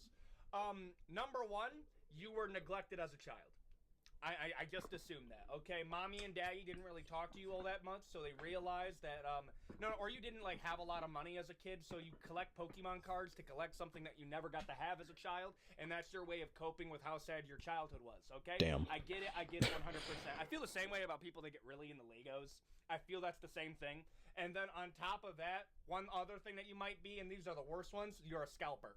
I hate people who I go fucking into a hate local scalpers. Walmart, buy up all of the Pokemon cards, and then proceed to sell them on Facebook Marketplace, bro. Yep. Again, talking about my time working on Yep. Walmart. Okay, and just customer service in general. Dude, I remember this guy would come in every single summer, buy up all of our pools, like those portable pools, and then proceed to sell them on Facebook Marketplace. And I had to be the guy to check this man out at 7 o'clock in the morning. When I tell you that I had complete and utter disdain for this man's existence, okay, where I wanted to reach over the cashier area and grab him by the collar and suplex him into the hard ground, but I just didn't because you know what, bro, I had to make money back then. Dude, I'm sorry. That's how I feel about Pokemon scalpers. Pokemon and Pokemon God. scalpers. People with trading cards in general. Could you imagine being the guy at the cash register and checking out scalpers? The people who just have all of this product of this one thing, bought out a whole shelf of something that's popular. What do you think would just go on in your mind? Like, it doesn't even matter how they act or behave. You just know by heart, just from seeing the amount of, whether it's Pokemon cards or shit, it could even be like a number of consoles or games. This is a scalper. I would be like this guy, you know, like I would really just want to slam this guy to the ground, or, you know, toss them out of the store. And I mean literally toss them out, like just fucking yeet them into the parking lot, have them land face first into the pavement. But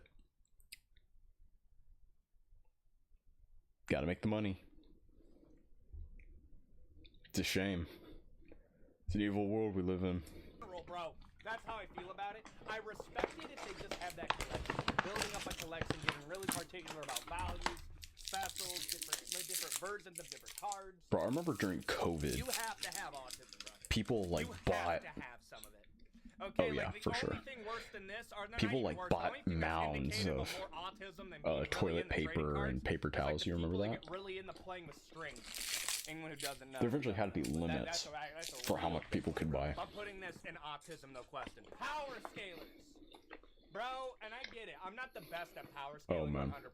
However, some of y'all have like, dude, if you put this much effort into literally any other aspect of your life that you do into quoting some of the craziest stuff when it comes to power scaling arguments, like, brother, the power scaling community. I think this used to be me when I was in elementary school. Actually, every single time, and it bothers. But me then how it just true died that off. is, man. Okay, listen. Every single time I talk about, I think Death Battle spawned an entire generation of power scalers. I like to think so. Because that's where like most of my knowledge really came from.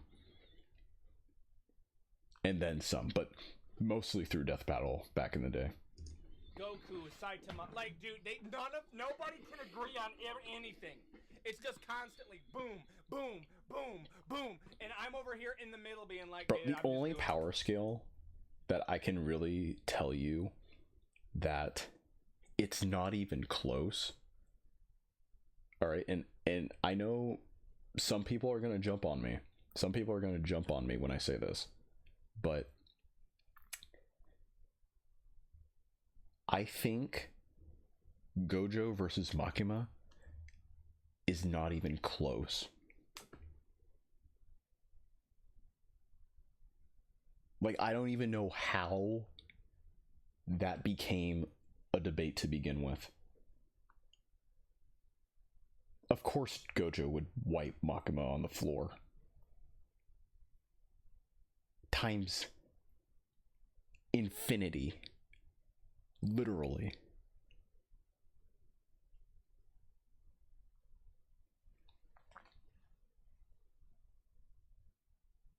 You can fight me. You can fight me all you want. But I said it. And I'ma die on that hill. That's for fun, but I get it. Y'all treat this like an actual study, and I'm gonna be honest with you, I respect it. I respect dedication to something, even if it, like, admittedly is, like, really dumb, and that being Dedication. Power scaling. No, here's the Hard point in the where paint. power scaling becomes really, it's the badtism for me. This is where it becomes bad. When you guys start talking about, like, Invincible, and you're like, well, why would anybody watch Invincible? Because Omni-Man isn't as strong as, like, Krillin from Dragon Ball. Are we being actually so for real, bro? The only reason that you can enjoy anything is how powerful the character is. Okay, you're brain rotted, absolutely zero question in my mind. Okay, and number two would be if the creators do something that isn't power scaling, like, creators don't care about power scalers. The fact that you guys think that you matter to writers is so weird to me. And you're like, inconsistent writing.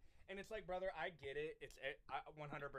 But do you really think that the writers of any series is going to invite you guys over to write the series for them? Like, no. Nope. Your efforts mean a lot, and they're probably thankful for the engagement. But oh my goodness, bro, watching people get mad at a series because, well, power scaling, that doesn't make any sense. Do you know what goes above power scaling? Like it can make the difference between a normal person Power and somebody infinity. being Superman. The plot dictates what happens, bro. I'm sorry. Power scaling goes in probably King Tism. Absolutely Oh my. zero question in my mind. Power scaling is the king of the Tism, no question. YouTubers. Oh, yeah, bro. Let me tell you something, man. The main connective thread between all YouTubers that, like, make it pretty far and, like, do pretty good, it's either they are it's a few things. Like, mentally, like, I can tell very quickly. Either they're very bad in, like, any type of social dynamics, so they went to YouTube to cope with the fact that they have trouble in social situations, so this is their way of socializing. Hilarious amounts of vanity. Like, they have, like, this insane narcissistic complex where they have just this level of confidence that becomes contagious. And even though they're not really anything, people that's a believe lot. them regardless because of how much their confidence in themselves is. It's the same reason why women like getting with narcissists. I'm sorry, like, it's literally the same concept. Or 3, tism. I'll say this right now. Like, Fat Electrician, the man who goes super in-depth into, like, random war stories, tism. Wendigo, the man who goes super in-depth into random niche analog horror bits, autism. Meat Canyon, probably antisocial and a little bit of tism. Moist Critical is actually kind of difficult. I think it might be Asperger's. I'm just gonna be real. That one might be that. That one might be that. But no, really think The about it. evil Those eye. are all of the YouTubers that you watch. I wouldn't be guarantee that surprised. they're in one of those three.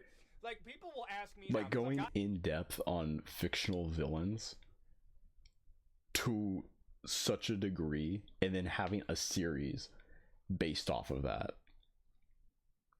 I mean, I'm not saying there's some level of tism to be held there, but I wouldn't be surprised. gotten to the point where like this is gonna make me cringe. I've become an Those are some good established videos. creator. I'm not really sure how to take that, but that's what Google calls me. Analyzing and they ask evil. me, hey, what's like Jake the one thing Katana that I should from have if I want to make it on YouTube? Number Katana. one, discipline to just keep on going, just have fun doing what you're doing. And number two, tism. You gotta have a little bit of tism, bro. And the truth is, man, it's such a big connective tissue that I low-key gotta put it in mid-tism. I think mid-tism is a fair placement. History nerds. Oh, Dude, fuck. and this is what I mean, man. If you walk into somebody... I can tell you this. Having graduated with a philosophy degree,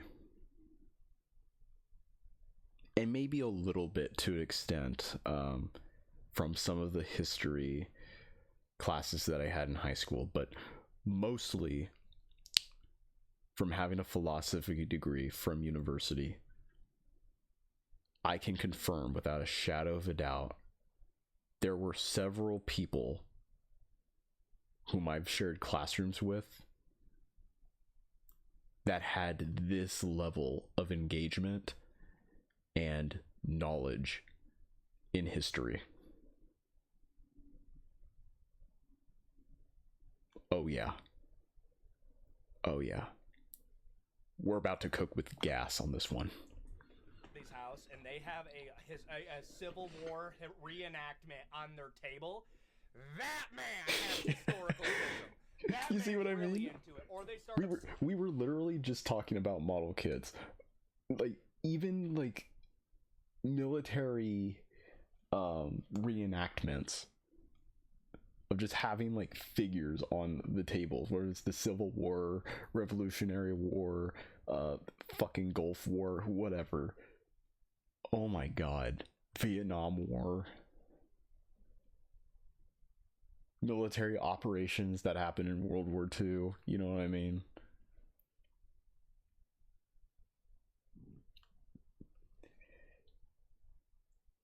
It's all consistent. It's all consistent. And is the autism consistent as well?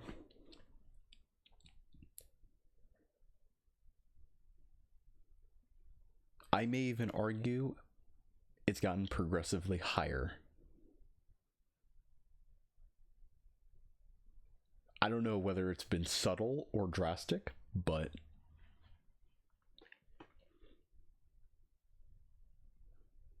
it's definitely correlated. obsessing over like what was the favorite, and this is what I mean, bro. There's so many different like tism rabbit holes that you can get to in history.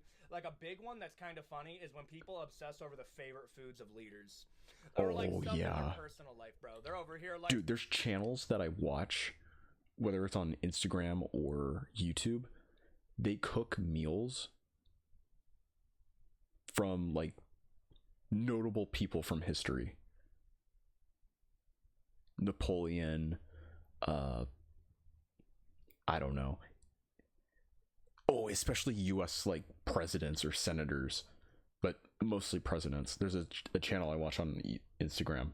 People like Eisenhower, Martin Van Buren, who else? Like even a little bit more recent, like Joe Biden, Barack Obama, right?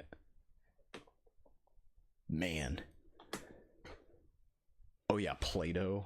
I saw one that included Plato. It was basically just, it wasn't even a meal. It was mostly like food that he listed from the Republic that civilizations should eat or should thrive to have. bro, Rasputin had a it's interesting what he says as to why. Into the most random rabbit holes that you could ever name. And the truth is, man, I low-key respect it. These would be historical philosophers in any other era in history. But today, they're just people that have a YouTube channel. And I low-key respect that, my man. Yep. You ever think about that? Like hundreds of years from now, okay? The philosophers of our time are most likely going to be YouTubers. There's not enough people that think about that. No. I need you to understand this. The modern-day philosopher, unironically, is more likely to be a YouTuber than any other thing. Yes. Literally any other thing. Some of y'all got really depressed that I said that, and I'm over here like, no. That's probably true. I'm not saying that's me, no, bro. I just yap about stuff that I find interesting, but most likely that is he's here. He's somewhere over here. Very probably most suggested over here. true. I don't really know, but I think Very about that much a lot true. when we're talking about like historical stuff. And when you're getting into historical rabbit holes, bro, you gotta have a degree of tism to obsess over the smallest of things. And the truth is, man, it's never the entirety of history. It's always like one portion of history. Like, they can name off every single Roman Empire. The Roman Empire is a lot of dudes' historical tism, okay? Some people, it's WW2. Other people, it's just some random niche conflict that occurred in the Dark Ages. There's a lot that you can get into. I'm going to put it in some tism because it's so widespread that you don't know whether it's a tism thing or they just really are into the bad guys of World War II. I'll let you fill in the blanks there. I'm going to put it in some tism, no question. Weightlifting. Now, this one's a hit or miss, bro. Okay, I'll say this right now. Okay. There's nobody that's, like, really good at weightlifting that, like, obsesses over every aspect of what they're doing between, like, I'll say this right now. Science-based lifters, tism! Oh, I messed up my contact. Is it corrected?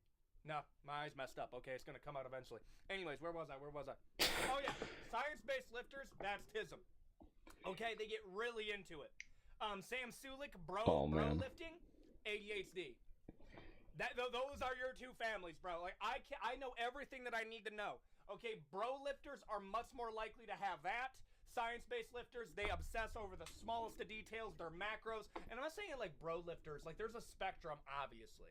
But like I'll say this right now, the people that are just coming to the gym and they just like do here to get a quick pump in, yeah, those guys, that's just a normie. That's just a normie. Just a normie. Okay, but people that get really into the art of the pump and the stretch and the girth, okay, those guys, that's tism.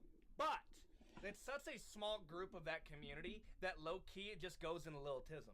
It's just a smidge. It's a smidgen. But I do believe admittedly, yeah. The same reason why car admittedly. guys on here. Warhammer. I may even argue for some, but notably of the kind of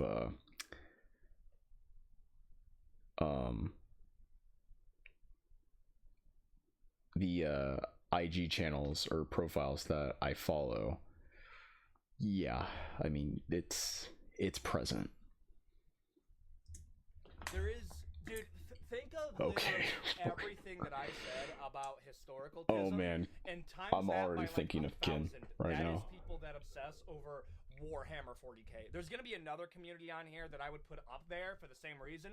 But bro, do you have any idea the level of antisocial personality that you have to have to stay in? Oh, and Kinder. And literally research the history of your chapter to the point that there are literally novels. Like, brother, there are certain chapters in Warhammer that are more well documented than a lot of historical events that have ever occurred. That's fucking crazy to think about.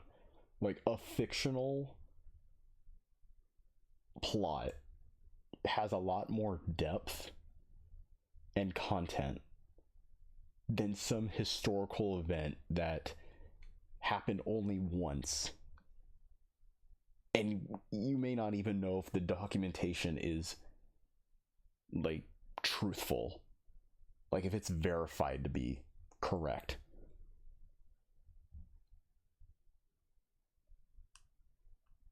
Man, I hadn't even thought of it like that.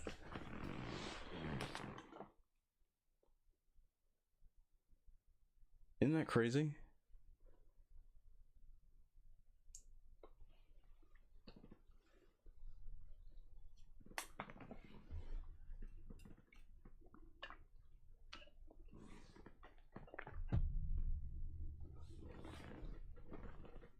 Like, there's even novels to not just like Warhammer, but just other things as well.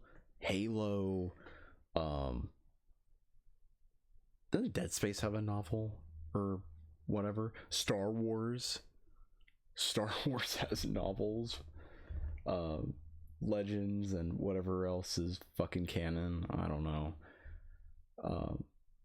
Don't really care about the new canon stuff. Yeah, it gets a lot. Gundam, fucking Gundam. I mean, not even just like the shows, but the manga, video games.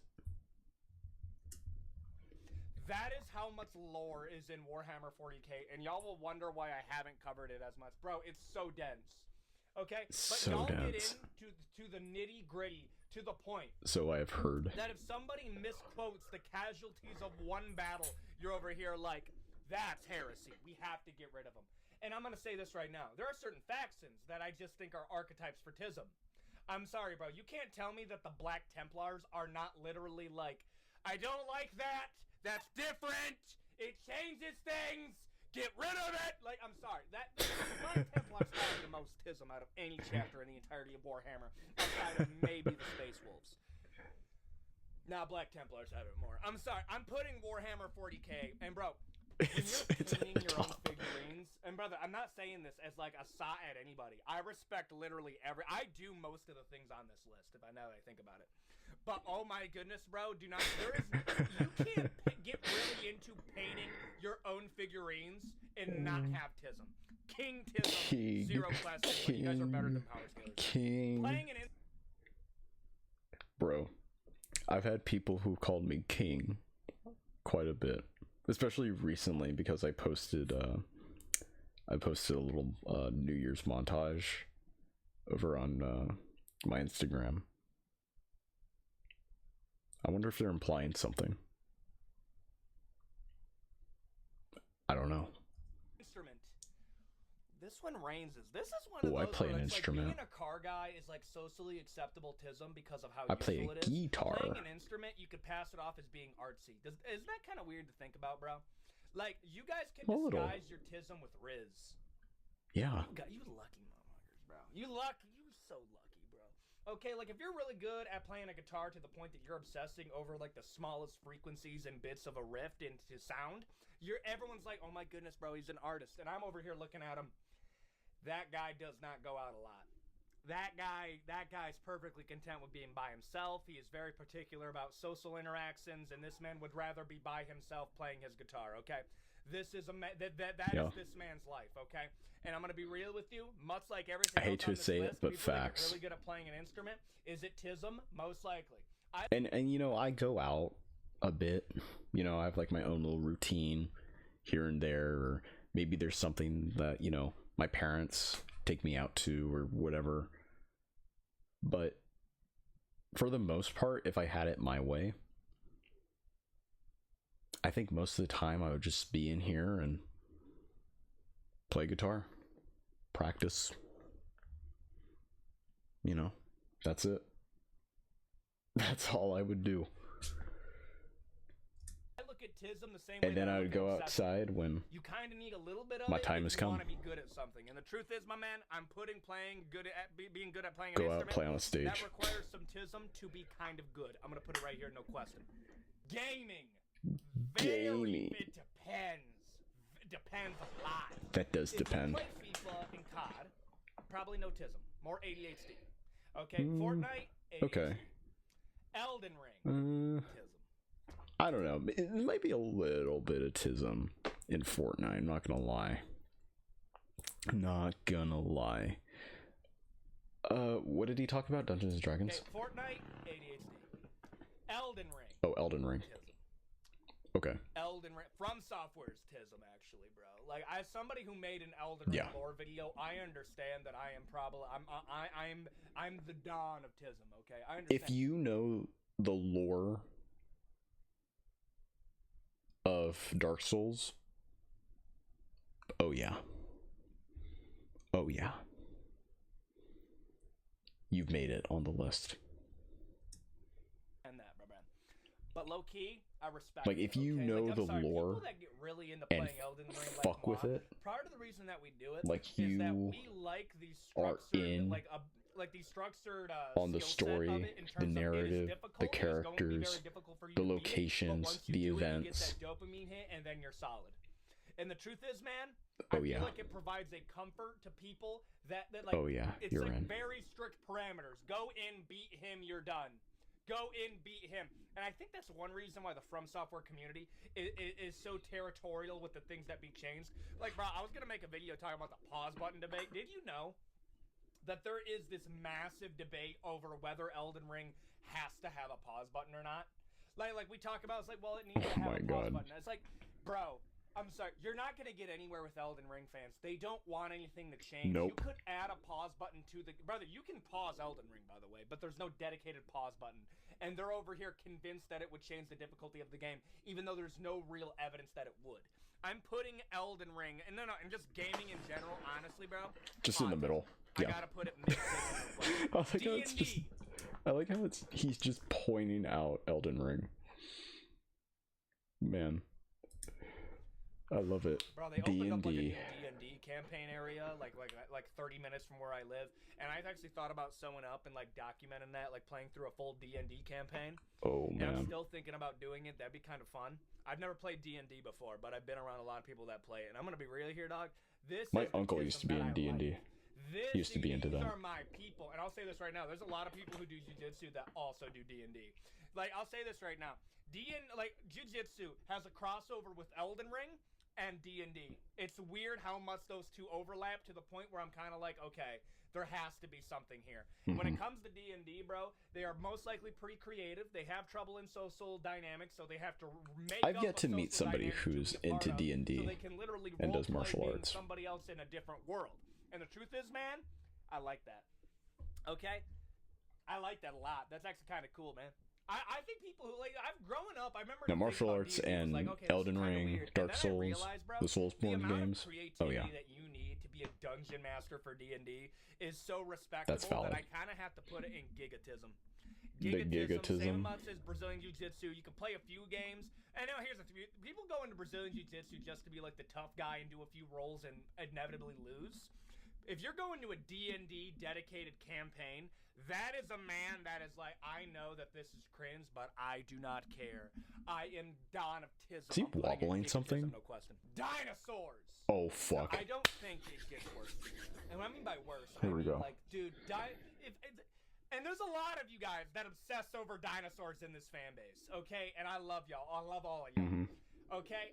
One of the videos that I regret making is Dinosaur Aura. That is one video that I will remake eventually.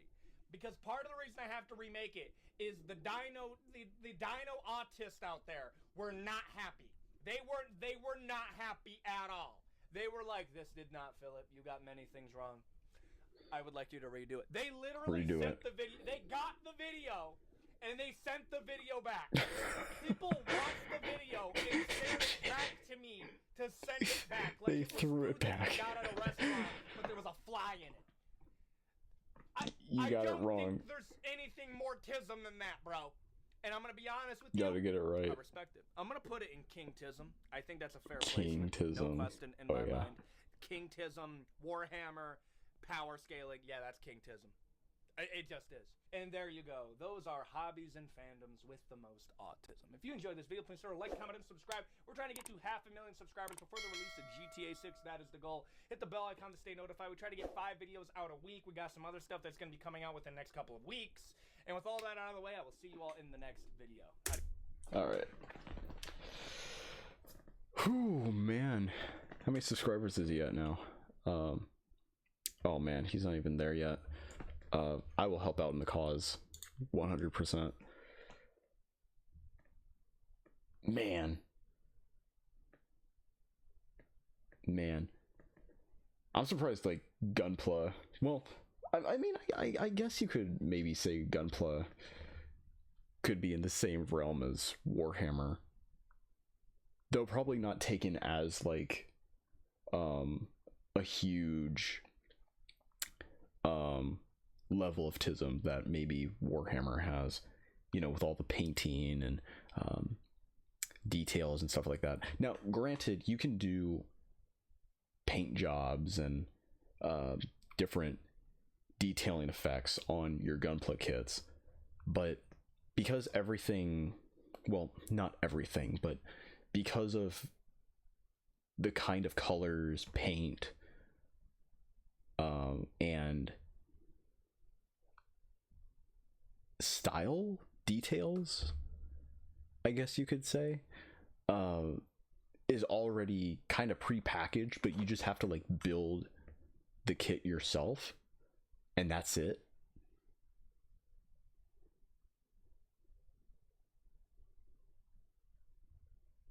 I'd probably say with Warhammer, it's definitely more of a necessity to do the painting and all of the other artsy fartsy work than with Gunpla. And there's definitely a huge, not huge, but a notable degree where TISM could be present because of that.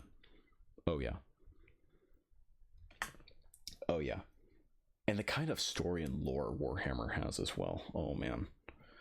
Oh yeah. Oh yeah. But anyways, we have a whole lot of other videos to watch as well. This is one I want to watch as well. There's definitely several videos we got to get through. But man, all right, well, that is pretty much gonna be it, everybody. So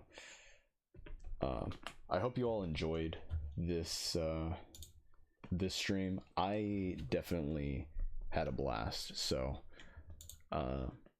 yeah, I mean, I'll be gone tomorrow, and then this week I might just have a few streams this week, because I really need to like really hone in on my studies. Like, it's make or break for me on when it comes to the LSAT in February. So yeah, I gotta make it count. But anyhow, hope you all enjoyed the stream. I'm gonna go ahead and clock out now. Y'all have been a great audience, and yeah, I hope to see you all in the next one. All right, so you all take care, and see you later. All right, peace out.